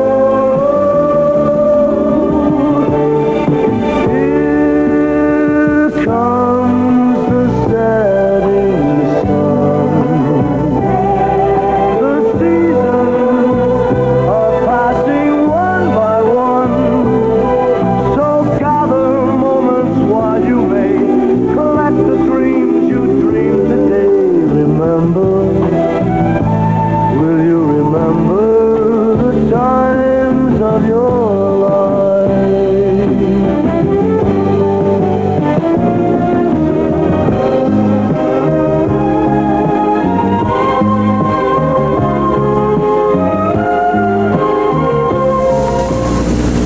On top, 17-0. In first downs, Miami has 11 to New Orleans 5. Yards rushing, Miami only 37, New Orleans 61. But look at this stat.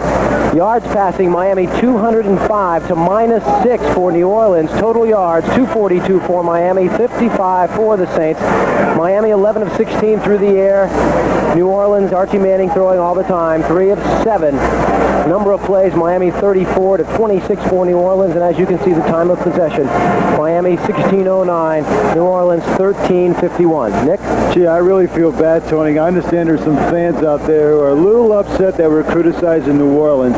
Gee whiz, I really feel terrible about that. My God. Any resemblance or facsimile of a football team on the field wearing the black jerseys is strictly prohibited by the NFL.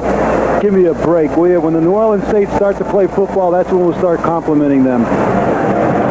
Dick Nolan pacing the sideline, obviously hoping that something can get going here in the second half. He does not want his team to continue this route because they open up the regular season here in the Superdome next Sunday against his old team, the San Francisco 49ers. We're getting ready to go. Rich Marty deep for New Orleans. Don Bessalou set to kick for Miami. Here we go. Bessalou sends it to Marty down at the 4. That's his deepest kick thus far. And Marty likes to bring it back. Gets up to out the 30-yard line. Ronnie Lee in on the stop.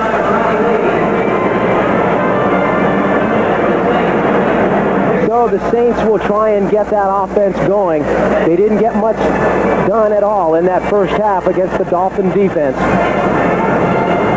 The ball will be spotted at the 31, where it'll be 1st and 10, 17-0, Miami over the Saints. We have some young people in for the Dolphins. Jeff Allen is in at one corner, Eddie Taylor in at another, Steve Shaw is in there at a linebacker. And there is Archie Manning. We expect to see him at least 3 quarters tonight, maybe more if they don't get going. He's going to go to the air right away. 34, Tony Galbraith out of the backfield, brought down by Ralph Ortega and Steve Toll. He'll get up to about the 39-yard line. And that'll be a pickup of 8. It'll be 2nd down and 2. Dolphins really have made a host of changes on the defense. Number 46, Bessalou now coming in the lineup. Toll and Ortega are in the middle instead of Chambers and Roan. Still have to look at some people because the final cut comes on Tuesday. They must get down to the 45-player limit, so 5 must go. 2nd and 2, the ball at the 39. This is Jimmy Rogers. Nice play by Ralph Ortega. He gets to about the 40-yard line, so it'll be a pickup of 1. 3rd down and 1. Tommy Myers has a bruised back. He will not return for the Saints, and that will hurt them because he was their most consistent defensive back. And you saw what happened in the first half when the Dolphin quarterbacks riddled that secondary. 3rd down and 1. The ball at the 40. 13:46 left to play in this 3rd period. Dolphins send 4 defensive linemen in the game. 3rd down and 1. Rogers. First down. Over the top. Credit Don Bessalou with that stop. But it is a 1st down. The ball spotted at the 44-yard line, so it'll be 1st and 10. Nick? All Rogers did is follow number 34, Galbraith, through the middle. See Galbraith making the block. Rogers for the 1st down. 1st down play again here, Tony. Archie Manning has to mix it up. He has to get the football down the field. His receivers are Marty and Tinker Owens. 1st and 10. The ball at the 44. The pitch is to Rogers. Whoa. There's a fumble. A nice hit. But let's see who gets it. It looks as if the Saints may have recovered the football. Larry Hardy recovers the football for the Saints, so they retain possession. And Jimmy Rogers was hit hard.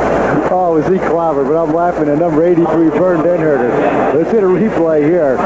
It's a reverse. They toss back to Rogers here, following the blockers of the Z-Man 79. But watch the hit here. Number 56, Steve Toll, putting the leather on the leather, shaking it free. Vern Denherter must have Vaseline on his stomach as the ball bounced up, recovered by New Orleans. 2nd down and about 20. The ball is at the 35. Manning's going to put it up. Forced out of the pocket. He's going to have to run with the football. He slides in safe, but not before he was hit pretty hard by Steve Shaw, Ralph Ortega, and Steve Toll. He gets up to the 45-yard line, so he picks up 10. Well, the old 10-year veteran out of Mississippi. He's had an injury-prone career. Here he still can show that he can scramble. Lost number 78, Barisic, chases him out of the pocket, tucks the ball in the arm, gains 10 yards. Make it 10.5 yards. The ball is at the 45-yard line. 3rd down. They have to go to the Miami 45. Manning over the middle to Wayne Wilson. He gets across midfield. Brought down by Ortega. It's not enough for the 1st down, so the punting unit will come in for the Saints. And again, another drive is thwarted. We have 2 finals in baseball. Tommy John the winner as the Yankees beat the Mariners 5-1. Baltimore losing to California 5-0, so the Yankees take a 1.5 lead in that tight American League Eastern Division race. 4th down, 10:55 left to play in this third period. Russell Erxleben will now do the punting for the Saints here in the second half. Tony Nathan deep for Miami. A nice high kick by Erxleben. Fair catch called for by Nathan. At the 14-yard line.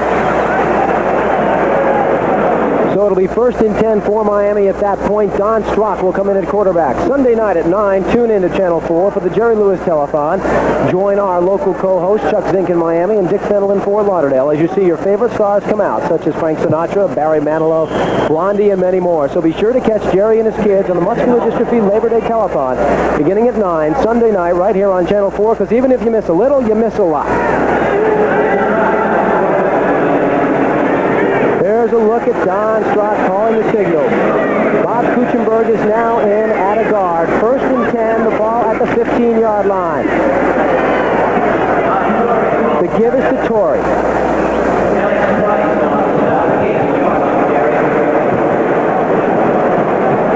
He gets up to the 16-yard line. It'll be the 16-yard line will be a pickup of 1. So it'll be 2nd down and 9 from the 16. Bob Torrey and Tony Nathan in the backfield along with Don Strock. He has Jimmy Cefalo and Durio Harris as his wide receivers. Ronnie Lee as his tight end. 2nd and 9. This is Tony Nathan. He's not going to get any running room. Finally brought down by Ken Bordelon.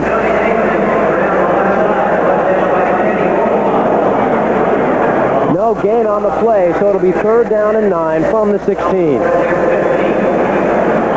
Now here's a situation where you don't want to get reckless as a quarterback. You have a 17-point lead. Although you want to look good in your final preseason tune-up, you don't want to do anything dangerous here to give the Saints an easy possession. The officials now move it back. They've done this most of the evening. They put it up and move it back. They're tentative at best. So it's 3rd and 10. The ball at the 15. The give is to Nathan. Tries to get some running room up the middle, but no go. Barry Bennett in on the stop. And there's an altercation down about 5 yards up. Some tempers. Cleveland Green's involved. There is a flag down on the play.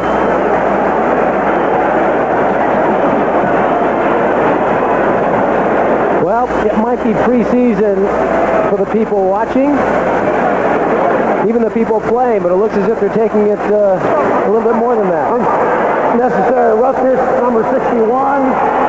Unnecessary roughness, number 51. Offset, after the ball is down, it'll be 4th down. Cleveland Green and Stan Holloway. They will be featured at Caesars Palace on September 10th. 9:06 left to play in the third quarter. 4th down.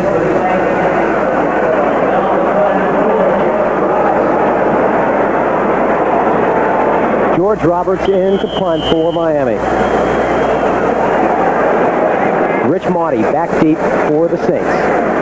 One thing about the Superdome, the ventilation is not too good in here, Tony.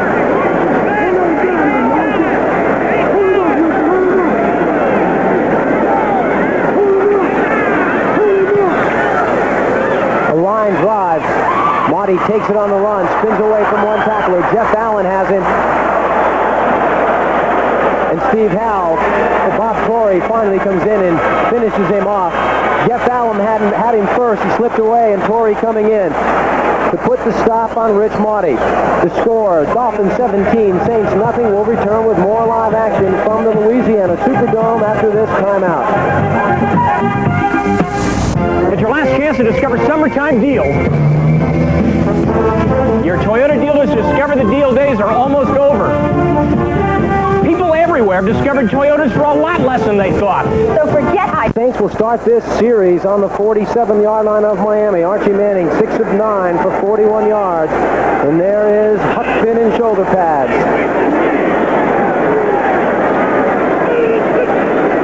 He's going to put it up. Going for Tinker Owens in and out of his hands. The coverage by Eddie Taylor. Incomplete. 2nd and 10. The ball at the 47. 8:50 left to play in this third quarter. The Dolphins on top, 17-0.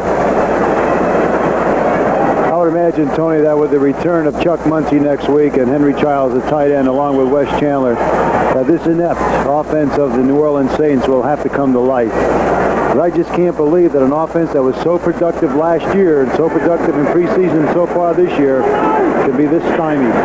4th overall in the NFL last year, the New Orleans Saints offense. Manning again is going to put it up. He was going for Rich Maudie deep. But the coverage by Jeff Allen. Don Besselou also coming over to help. Rich Maudie was also in the area, but Tinker Owens was the intended receiver. It was a very interesting development on that play, Tony, because Maudie was going down the middle and Tinker Owens was going down the middle. And actually, you see Jeff Allen come over. Jeff Allen is closest to the ball because Maudie had beat Taylor, but Jeff Allen was brought over there by his man. So I think it was a mix-up on the pattern, and Allen almost had the interception. So it'll be 3rd down and 10. This is the 10th third down situation for the Saints. They've only made 3.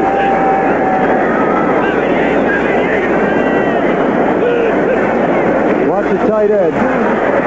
Besselou in on the blitz.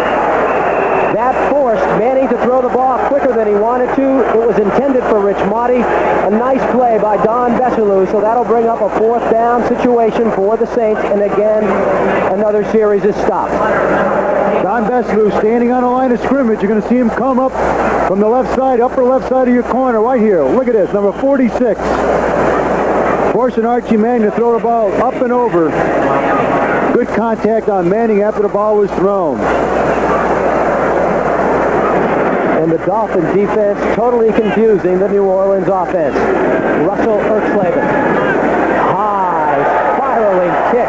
What a beauty. Bouncing at the 4 and into the end zone. A beautiful kick by Russell Erxleben.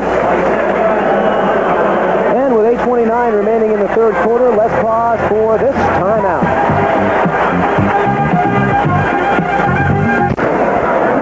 Tinker Owens being worked on the sideline. That last punt by Russell Erxleben covered 47 yards. The hang time, 4.93 seconds. And for football, that's forever. 1st and 10 for Miami. Don Strock at quarterback. The ball is at the 20. We're at 8:29 of the third quarter. The setbacks, Tony Nathan and Bob Torrey. The receivers, Juriel Harris and Jimmy Cefalo. And Strock's going to put it up. He has Tony Nathan at the 25-yard line, brought down by Joe Fetterspiel. Sheriff of Flex County, they call him in the Saints camp. A pickup of 5, 2nd and 5 at the 25. Sheriff of whose county? Flex County. The Flex defense. Oh. Well, I won't comment on that Flex defense. Some teams can play it, and some teams can't. 7:55 left to play in the third quarter. Miami on top, 17-0. 2nd and 5. The ball at the Miami 25. Torrey, he's not getting anywhere. No pickup of any yards. Barry Bennett in on the stop. Joe Fetterspiel there, along with Elix Price. 3rd and 5. Nick Giaquinto and Bruce Hardy enter the lineup. Possession down.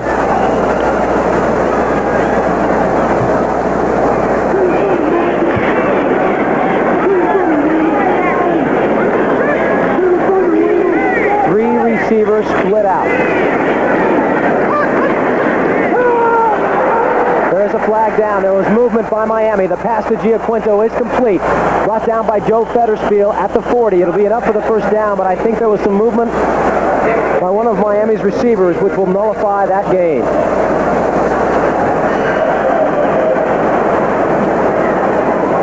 The officials are talking to the Saints.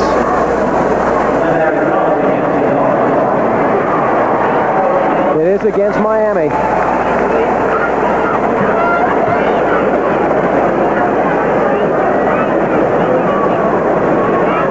Joseph Fettersfield, number 58. Kentucky boy. Watch the movement of a middle linebacker. Trying to cover Giaquino. Giaquino put a nice move on him to the outside. That's a mismatch.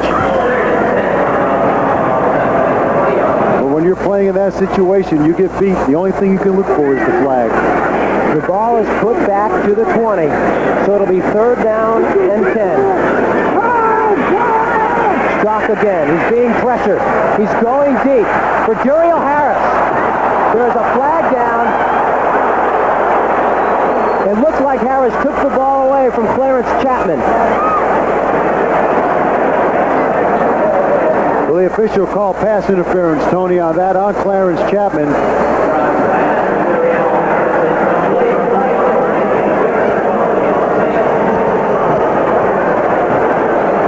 To the displeasure of the New Orleans Saints fans, we hear from the official. Interference by the defense, number 24, first down.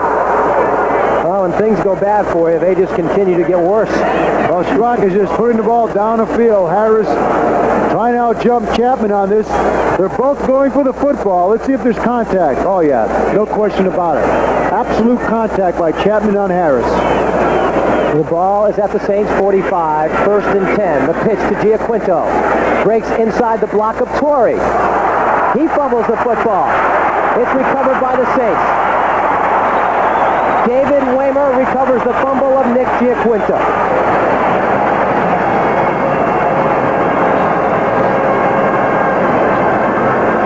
And the 60,000 plus people on hand have a chance to cheer for something. When you're number 35, your name is Giaquino, and there's one more cut to go. 5 people have to be cut. This is one thing you don't want to do. He's fighting for extra yards, and he fumbles the football. That's one thing Don Shula does not like, is when you lose that ball. 1st and 10 for the Saints, 6:46 in the 3rd quarter. The ball is at the Saints' 38-yard line. Archie's checking off at the line. Galbraith trying to break to the outside, but he's met by Eddie Taylor.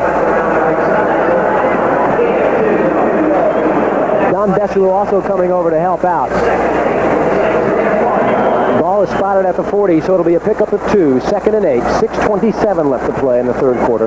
The reason that Archie Manning checked off on that play is number 92, Shull, went out on the receiver, and he thought he could get a running play inside of him. Tony Galbraith thus far tonight, 20 yards on 8 carries. 2nd down and 8. The ball at the 40. Manning to put it up. Going to his back, Wayne Wilson. He has him complete. Brought down by Ralph Ortega. It'll be a pickup of 4. So it'll be 3rd down and 4 from the 44. I wouldn't be surprised if they stay with that play, Tony, because it's a one-on-one isolation on Ralph Ortega. Ralph can cover, no question about that, but when you put up against Wilson, who has those quick feet, it's really tough coverage. Ike Harris and Rich Marty split to the near side. The pitch is to Wilson. Nice hit by Ortega. Nice play by Ralph Ortega, who's coming back off that back injury that kept him out of last week's game against the Vikings. Looks like a 4th down. Looks like it's going to be just a little bit short. We're at 5:21 left in the 3rd quarter. They're bringing the sticks in. But before they even decide, the New Orleans Saints fans are telling them to go for it. Why not? First thing they've had to cheer about. They're a little short, about a foot. Oh, I don't believe this. I don't believe this. Let me tell you what the strategy is. You're playing San Francisco next week, a home opener. You don't have a packed house tonight. This type of stuff does not bring the fans to the ballpark. When you're in an exhibition game, Tony, you're behind 17-0 in the 3rd quarter with a foot to go for a 1st down. You've got to go for it. You've got to turn that momentum around. Russell Erxleben in the kick.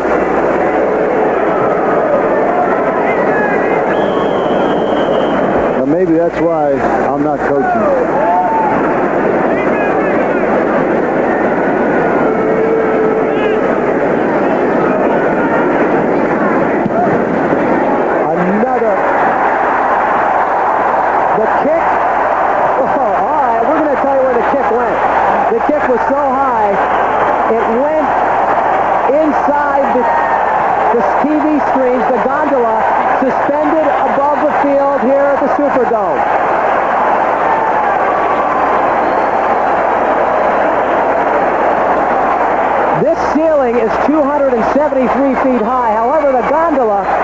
is probably 200 feet high. Gondola, be fourth down, just play over. They're going to kick the ball over. It went inside the gondola, which has 6 screens in which the people here can see instant replays. I think he'll do it again. He can do this all night. I'll tell you, you can't tell him not to because he's trained to kick it high and deep. I've never seen that one before. Here we go. Another beauty. It's a line drive. David Waymer. No, it's not going to be down at the 1. It's going to be brought back to the 20. David Waymer, tight rope, the goal line, thinking he could down the ball. At that point, he couldn't. Now the fans have finally gotten excited here at the Superdome. And with 4:49 remaining in the third quarter, let's pause for this timeout. Where the first kick by Erksleben went. Now watch the camera pan up. Still panning, still going. Now there are your Idle 4 screens, the instant replay screens here on the gondola. The ball went inside there. Now you can see the play on those screens. First and 10 for Miami. The ball at the 20-yard line. Don Strock calling signals. Bob Torrey, Nick Giaquinto in the backfield. A quick pass to the outside to Duriel Harris. Forced out of bounds by Clarence Chapman and Eloy Scrooms. They'll give him a pickup of 1, so it'll be second down and 9 from the 21-yard line. 4:43 left to play. The defense is really inspired now, Tony. They got a real boost from the crowd. Way to offset that right now would be a screen play, something short to offset the pass rush of the Saints.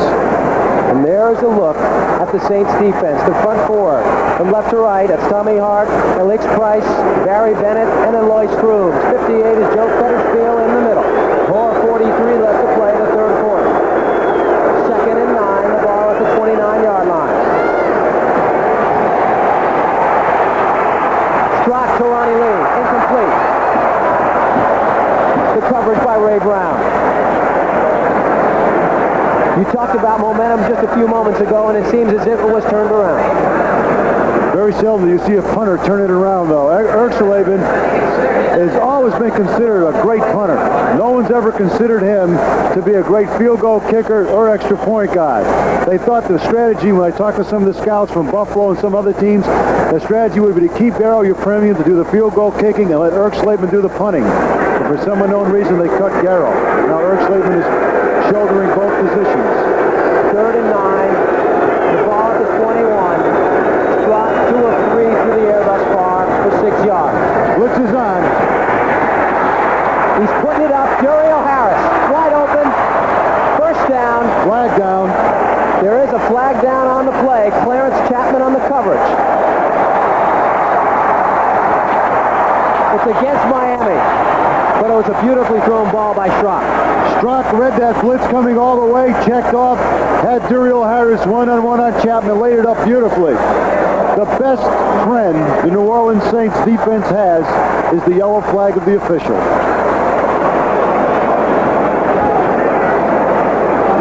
And he's marking it off. And let's listen. Holding number 66 on the offense. Still third down. Larry Little.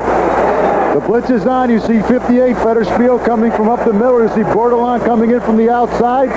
Strock read it beautifully. Nice block by Nathan.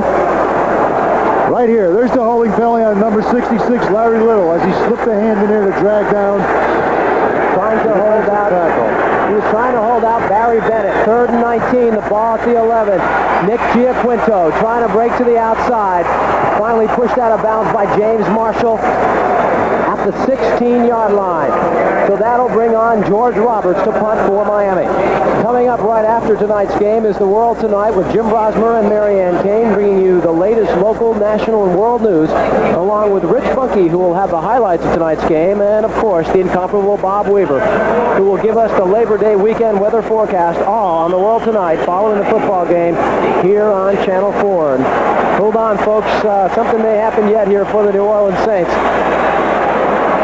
The Dolphins have been penalized thus far 5 times tonight for 40 yards, but the Saints have been penalized 4 times for 58 yards.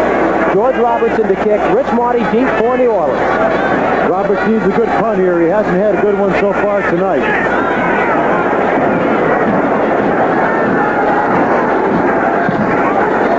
He gets it. Nice punt. Marty at his 36. Jeff Allen and Bob Kuchenberg in on the stop. The old veteran on the special teams, and boy, he can play football, can't he? That Kuchenberg is amazing. That punt covered 48 yards for George Roberts.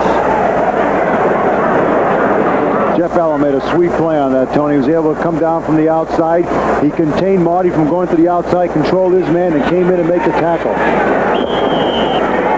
1st and 10, the ball at the 45-yard line for the Saints.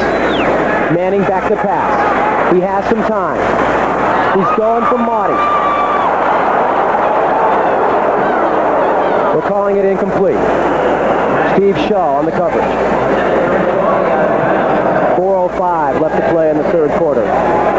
Watch number 54, Ralph Ortega. Wow, he'll jam the back coming out of the backfield, which messes up the pattern. You can't see it here. And see, Manning now has to throw the ball out to Marty. They say he doesn't have possession of the football before he goes out of bounds. Let's see it. Only 1 foot in. Manning 7 of 14 for 45 yards. 2nd down and 10. Shaw on the blitz. He takes him down. Another sack. A good play by Steve Shaw.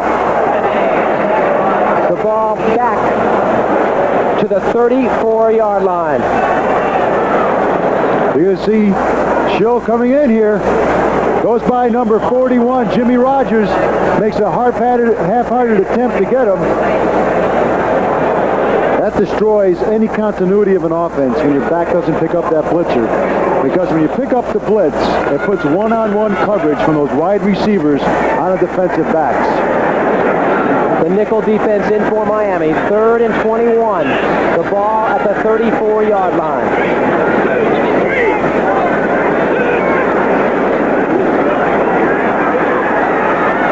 Jimmy Rogers trying to spin away. He spins away from McNeil. Gets across the 45 to the 47-yard line. It's not going to be enough for the 1st down. Exactly what the Dolphins want. They're going to give him 10 yards all night long when you're 3rd and 20. Rogers, watch the conversions here. McNeil from the outside, Ortega from the inside. Picture perfect defense. Mr. Erxleben back in to kick. And let's see where he puts this one. Tony Nathan calling for a fair catch. He can't hold on to the ball. There's a scramble for it, but it looks as if Miami retains possession.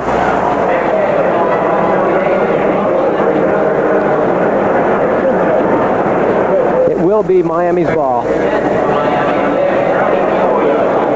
I tell you what, Erxleben is exciting to watch as a punter.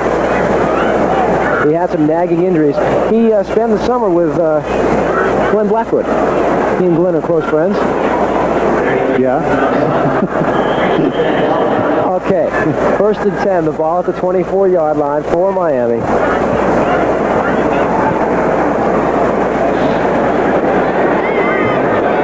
Don Strock in at quarterback.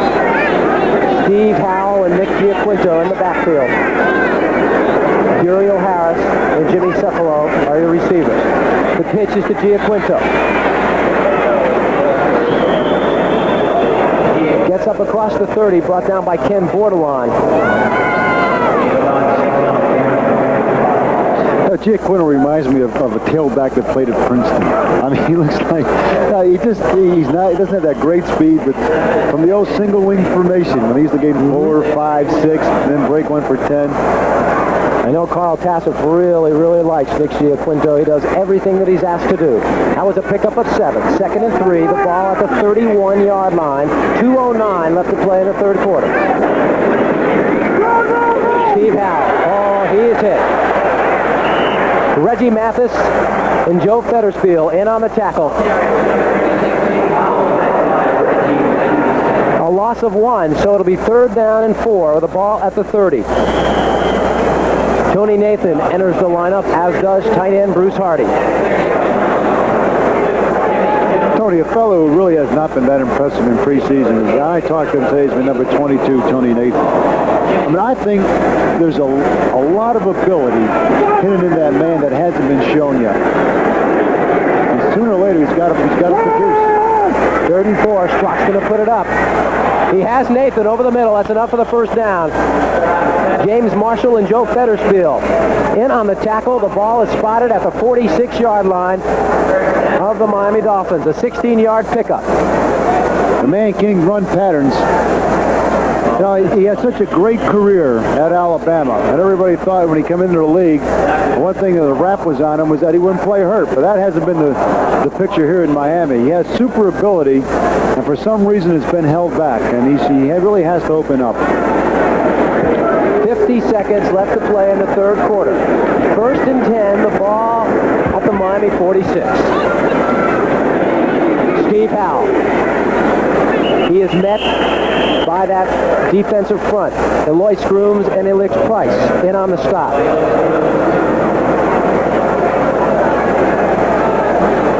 His forward progress is marked at the 43-yard line, so it'll be a pickup of 2.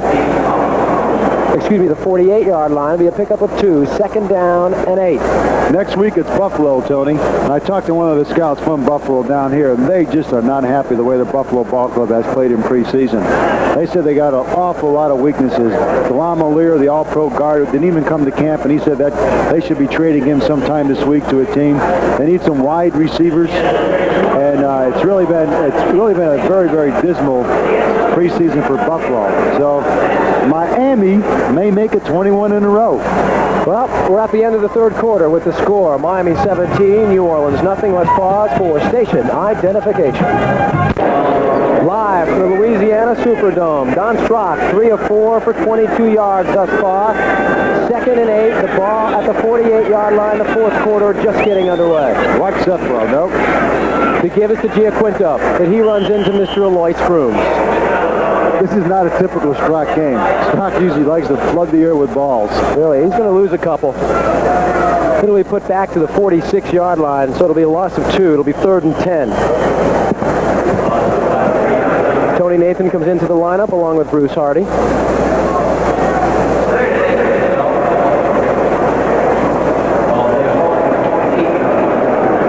.32, 3rd down for Don Strock.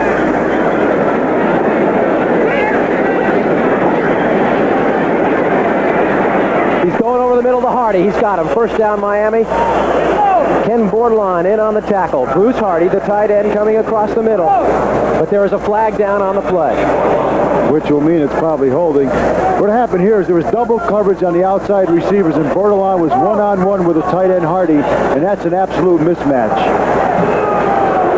Quarterback loves to see that. Well, it looks as if this penalty is going to go against New Orleans. Number 60 on the defense, offside. Penalty is refused. It's a 1st down. Number 60. Don Reese, former Miami Dolphin. 1st and 10 for the Dolphins. The ball at the New Orleans 39-yard line. 14-17 left to play. Nick Giaquinto and Steve Howell in the backfield with Don Strock. I think Strock's going to go for the 6 right now. I haven't been right all night, but I think he's going to go for all of it. With the success he's had with his tight end, he might just go to him again. Play action. He has some time looking off his receivers, but the ball is incomplete. Finally decided to go to Juriel Harris. Juriel Harris starting to jaw a little bit with the official. The official throws the flag. It looked like Earl Weaver there for a moment. Juriel Harris did. Went right up to the nose of the official. Displeased with the call. Unsportsmanlike conduct. Number 82 of the offense. After the play is over, be 2nd down and 15 yards. Want to get 5 yards for unsportsmanlike conduct? Here's the argument right here. I think maybe Durio's questioning his heritage. Well, Well, It's not 1st and 15. It's 1st and a distance from here. Doug. Number 82 of the offense. Second down. Second down. Didn't we already hear that? That may be an instant replay. 50,633 tonight here at the Superdome, but many of them are starting to leave. They're Saint fans, and they don't much like what they see.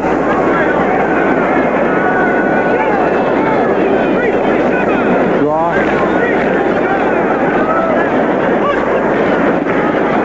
Giaquinto gets over midfield. Don Reese in on the stop. The ball will be spotted at the 49-yard line of New Orleans. Tony Nathan and Bruce Hardy coming in. It'll be 3rd down. What the Saints have been doing on this situation, Tony, they've been double covering. The cornerback and safety on each side have been double covering the outside receivers, which would be Cefalo and Harris. Therefore, the tight end, Hardy, has been one-on-one with the linebacker. Let's see if they do it here. They have to go across the 29-yard line for a 1st down, so they have to get 20 plus.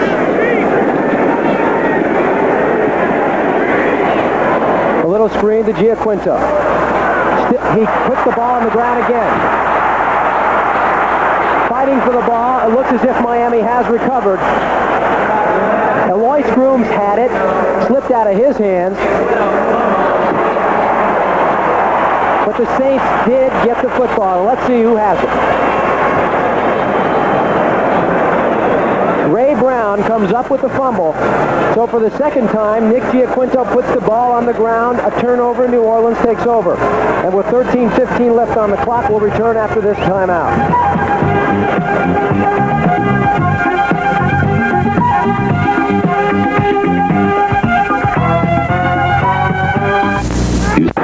He's going for Wilson. He has him finally forced out by Ortega and Gerald Small. But he gets up to the 49-yard line. Wilson is very, very quick, Tony. I just see him. He comes down, just puts an out move. Beats Ralph Ortega, number 54, which is very tough coverage for a linebacker. You get one-on-one with those quick backs, you got to cover them all over the field. It's a big burden. 1st and 10, 3rd and 3, excuse me, at the 45.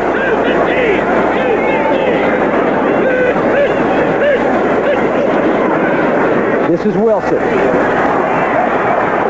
Picks up the 1st down, crosses midfield. Bob Baumhauer, Don McNeil, and Don Besselou in on the stop. Watch number 30, Wayne Wilson, following the block of Holmes. Watch him turn up the field. This is what coaches look for. Follows the block of Holmes up the field, turns it on, gets the 1st down. Anybody can run sideline to sideline. The good backs run up the field. 1st and 10, the ball at the Miami 49-yard line.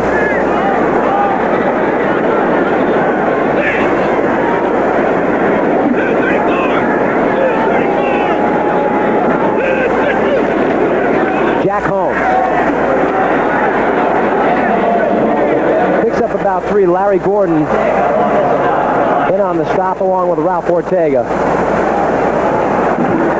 The ball spotted at the 46, so it'll be a pickup of 3. 2nd down and 7. Here's a 3rd quarter score for you. The Falcons 41, the Baltimore Colts 21. That's action in the 3rd quarter in that preseason game. Remember, the regular season starts next week. 5 must go from each team by Tuesday. 2nd and 7, the ball at the 46. Manning to put it up. He's getting some pressure. He's going for Motti over his head. Glenn Blackwood in on the coverage. Some good pressure by Kim Bocamper.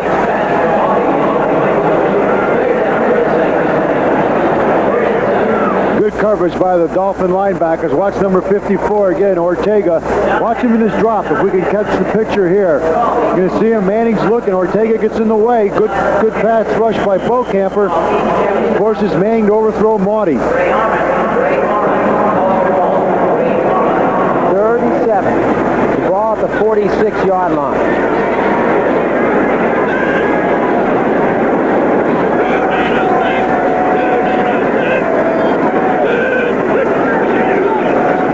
Sprinting to his left.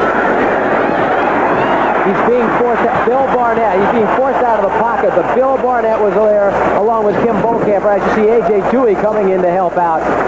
But Manning really, when he sprinted to his left and tried to turn around and go back, found out he couldn't do it. Well, while he's looking for Hardy, number 87 for the Saints. But right now, you can't see it, but Larry Gordon is right in the path of the ball if he throws it. And Bo Camper wheels around the outside. He and Barnett put the clamps on Manning, bringing up a 4th down for the Saints. And you get to see the most important or potent offensive weapon they have, Russell Erxleben from Texas, the punter. Tony Nathan, deep for Miami. Another high, spiraling kick. Nathan calling for a fair catch, and he holds on to this one. You see him banging it to the ground. He does, in fact, have it. A 35-yard kick. The ball will be spotted at the 17, where Miami will take over 1st and 10. And with 10:04 remaining in the 4th quarter, let's pause for this timeout. Play in this final preseason game between the Miami Dolphins and the New Orleans Saints. The Dolphins on top, 17-0. Tony, you said something about the lovely Mississippi where people have sung about it. Well, this week here, there was a barium epidemic in the Mississippi. You couldn't even drink the water here in New Orleans. We were told not to drink the tap water when we arrived. 1st and 10, the ball at the 17. Don Strock. This is Steve Howell. Breaks to the outside, puts his shoulder down, gets across the 30. Clarence Chapman in on the stop. They push the ball back now to the 30-yard line. That's enough for the 1st down. 9:43 left to play. A good run by Steve Howell. Tony, you know, we really haven't seen an awful lot of Jimmy DuBose. You figure that, you know, this would be a game that maybe with the Dolphins ahead 17-0, Shula would want to take a look at him, but we haven't seen him.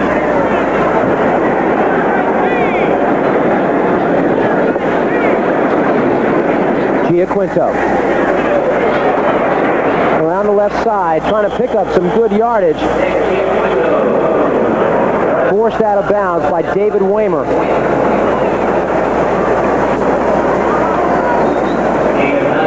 A pickup of 9 by Giaquinto. So it'll be 2nd down and 1 from the 39.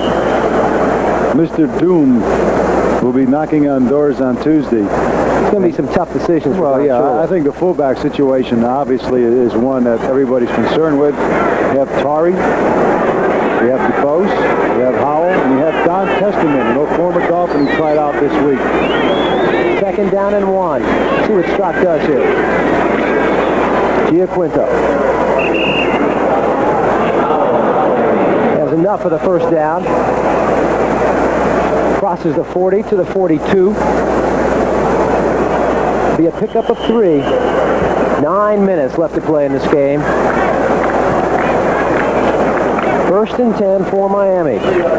Channel 4's PM Magazine is coming your way September 8th at 7:30. Join co-hosts Karen Kelly and Jerry Pinacoli as they take you on adventures throughout the country. It's a totally new experience, and it's Channel 4's PM Magazine. 1st and 10. The ball at the 42. 8:40 left to play.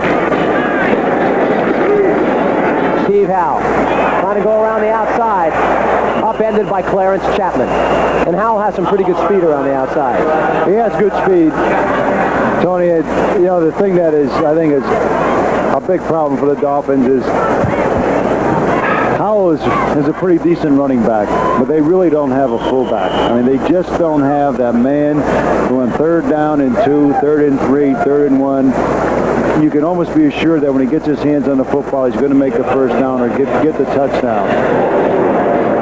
I'm not going to mention, you know, you can't say bring Zonka back because that's ludicrous at this point.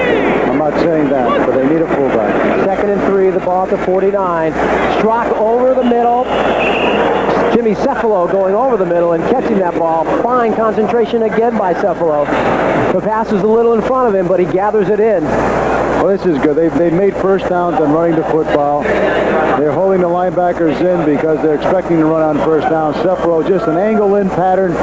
Nice throw, nice catch, well-executed offensive play. 1st and 10, the ball at the 39. Before that play, the Dolphins had 349 total yards up to that point. 7:22 left. A methodical drive being engineered here by Don Strock. Giaquinto behind the block of Jeff Taves, stays on his feet. Gets to the 35-yard line. Don Reese in on the tackle. It'll be a pickup of 3, so it'll be 2nd down and 7. That's another position that's going to, one man has to go, Tony. If you look at the numbers, is the offensive line. I mean, a very, very dear friend of ours, of course, Larry Little, number 66, and Jeff Tays. I would say those two guys are the ones who, you know, have to be concerned right now. 2nd and 7. The ball at the 35-yard line. 6:40 left to play. The Dolphins on top, 17-0.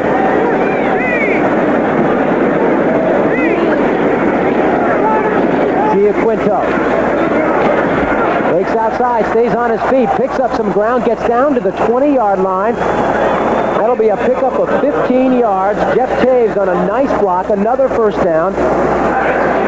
And you know, Giaquinto has put the ball down on the ground twice tonight, but still, every time he's picked up some yardage. Well, Giaquinto follows his blocking very well. Tays, Newman, I mean, he smells it. He knows where the hole is. He's able to shift the ball. A lot of times you lose the football, Tony, and a lot of fans don't realize this. A back changes the ball in his hand. When he's going towards the sideline, he usually moves the ball to the sideline, and when he's making a cut the other way, he shifts the ball from one arm to the other. And if you get hit when you're shifting that ball, that's when you usually fumble. 1st and 10 at the 20. Giaquinto 52 yards and 9 carries. Shot to the air. He hits Elmer Bailey, forced out of bounds by David Waymer. And this is a fine-looking drive orchestrated by Don Strock. The ball spotted at the 14-yard line. A pickup of 6, so it'll be 2nd down and 4. David Waymer is hurt, number 44, the 2nd-round pick from Notre Dame. Looked like he may have twisted his knee a little bit.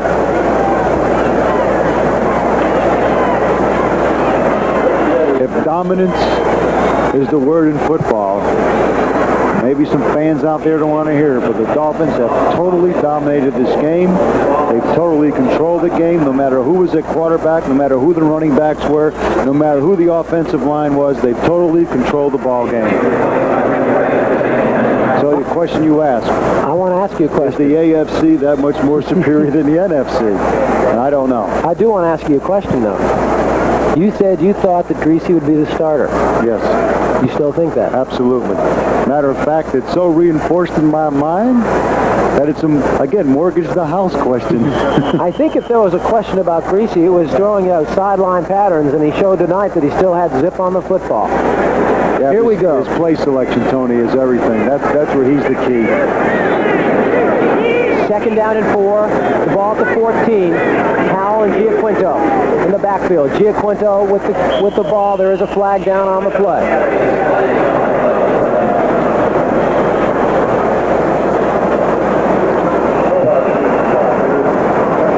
Offsides against the Saints. Jim Kovash was in on the tackle for the Saints. We'd like to take this opportunity to thank 2 people up here who have been a great help to us tonight. Our statistician, Steve Byrne, and our spotter, Bo McComas, who flew up from Miami to join us here in the Superdome.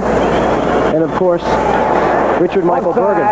Number 59 of the defense was lined up in the zone. Be 1st down. Chuck Evans for the Saints. Dick Bergen is our stage manager up here tonight. 5:33 left to play. 17-0 Miami. 1st and goal. The ball at the 9. Howell. He's met by Alex Price. Reggie Mathis also helping out on the tackle. Well, the play that's been so open down here, Tony, is what we call an eye cut, which means that the outside receivers come down about 4 or 5 steps and cut to the goalpost to the middle. It's been wide open all night. It's resulted in a couple of touchdowns. Let's see if Strock takes advantage of the lapse of the New Orleans defense. Howell lost a yard on that, so it'll be 2nd and goal from the 10. The Dolphins thus far, 19 first downs. The Saints have 7. Joe Rose has entered the lineup for Miami. 2nd and goal. The pitch is to Giaquinto behind the block of Howell. Tries to break to the outside, runs out of room, forced out of bounds by Reggie Mathis. He gets back to the line of scrimmage, so it'll be 3rd and goal from the 9.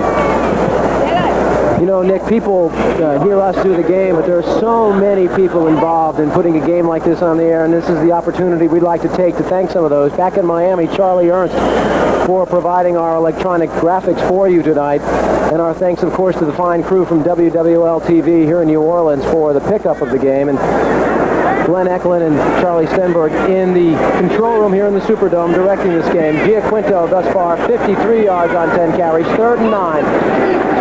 Strock's going to put it up. He was going for Tony Nathan. Reggie Mathis on the coverage, but the pass is incomplete, so that'll bring on Uwe von Schamann to try a field goal. Well, he's looking at Tony Nathan all the way here, follows him right across, but good pressure by number 75, Alex Price, forces him to throw the ball a little astray. I'm sure Reggie Mathis feels pretty good making that coverage on Nathan. That's no easy task. The ball will be spotted at the 16, so we'll make it a 26-yard field goal attempt. The kick is up. And it is good. So with 4:35 left to play in this game, the Dolphins have taken a 20-0 lead over the Saints, and will return with more action live from the Superdome in Louisiana after this timeout. 35 left to play in this game. That last Dolphin drive covered 74 yards in 12 plays, culminated by a 27-yard field goal by Uwe von Schamann. It took 5 minutes and 29 seconds. So the Dolphins have this game in hand, 20-0. Uwe von Schamann in to kick off now for Miami. Don Beslew had handled the chores earlier. Here we go. And von Schamann gets it down to the 5, where Rich Motti will bring it up. Right up the middle. Gets to the 35-yard line, brought down by Glenn Blackwood and Jeff Allen. Miami now has a total of 386 yards offense, 270 through the air, 116 by way of the rush, 19 first downs.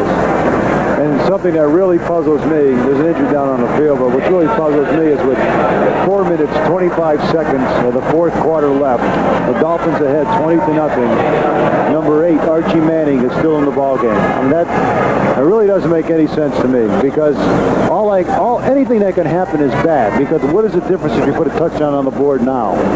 I mean, you're not going to make any difference. It's not going to change the outcome of the game, and all you can do is possibly get them hurt.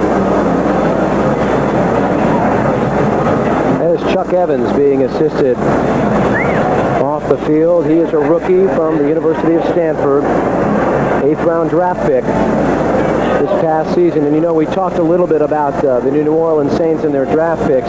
There is some feeling of optimism here, because the Saints have made some significant strides to improve the front office with the hiring of Steve Rosenblum and 4 other executives from the Los Angeles Rams, most notably Dick Steinberg, who is the vice president and player personnel director now, who picked people like Wendell Tyler and Vince Ferragamo in the middle round. So there is some optimism and a feeling that maybe the Saints can get on the winning side. 1st and 10, the ball at the 35, Manning back to pass. He's being pressured again. He's running out of the pocket, slides in safely, tagged by Bill Barnett and Ralph Ortega over the 40. We have another score for you with 9 minutes left to play in the fourth quarter. The Falcons are leading the Colts 48-35. You need a calculator to keep that score. Well, you're going to see what I'm talking about. Archie has to pump and run with the football. And he slides in for an uneventful 7-yard gain. Warming up on the sideline is number 18, Steve Ensminger, who was David Woodley's co-quarterback at LSU. 2nd down and 3. The ball at the 41. Manning threw the ball to Jack Holmes before Jack Holmes even turned around to try and find it. And on a play like that, timing is not what you're looking for. You want the guy to see you throw the ball to him, don't you? Well, I mean, on a little flare like that. Second down and 3 to go, with 18 million yards to go for a touchdown, with 3:39 left in the game. I don't know what a swing pass to a back is going to do for you. 3:39. No, you really don't mean to be overly critical of a team, Tony. You really don't. I mean, fans they say, well, you're a homer. All you do is talk about the Dolphins. That's not true. I think we've been as critical of the Dolphins as we've been of anybody when they played badly. Tonight, they've absolutely controlled the game, so you talk positive about them. 3rd and 3.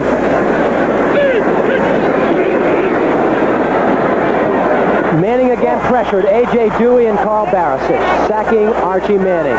And it has been a dreadful night. It has been just a dreadful night for Archie Manning. He has not been able to do anything. His offensive line hasn't given him any protection. Well, if the Miami Dolphins were concerned about their offensive line, they ought to take heart when you look at the offensive line of the New Orleans Saints. A.J. Dewey, LSU product, homeboy, comes in and puts the wraps on Archie Manning. That is the 8th time that Archie Manning has been sacked tonight. A loss of 60 yards. Russell Erxleben in the kick. Tony Nathan deep for Miami. Nathan will take it at his 33. Crosses the 35-yard line. Taken down by Don Schwartz. David Woodley is coming into the game, number 16 for the Dolphins at quarterback. Erxleben tonight has averaged 40.4 yards per kick. Actually, that's not as good as Partridge average. He was averaging 47 yards a kick coming into tonight's game. Steve Howe, Nick Giaquinto, and David Woodley in the backfield for the Miami Dolphins. Joe Rose is also in the game. 1st and 10, the ball at the 37-yard line, 3:05 left to play. Howe, over the left side, crosses the 40, gets up to about the 41-yard line. Don Reese in on the tackle. I would assume that Don Shula really would love to run the clock out here simply because he doesn't want to embarrass Dick Nolan any more than he has to in the preseason game. He doesn't want to put any points on the board, any more points on the board. So he'll be very content to let the clock run down and go home with a 20-0 win. 2nd down and 6. Don't forget, our crew in Miami is standing by. The world tonight will follow.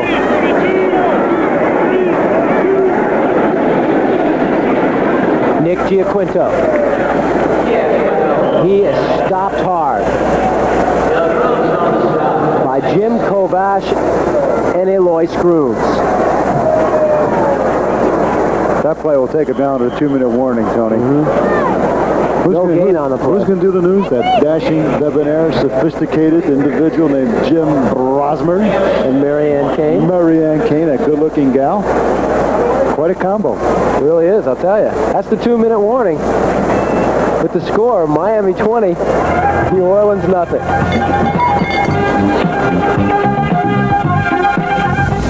It's your last chance to discover summertime deals. Your Toyota dealers discover the deal days are almost over. People everywhere have discovered Toyotas for a lot less than they thought. So forget high prices. Discover the deal. We started with a great supply of total economy Toyotas, and we got a big finish. You better see your Toyota dealer now. It's almost over.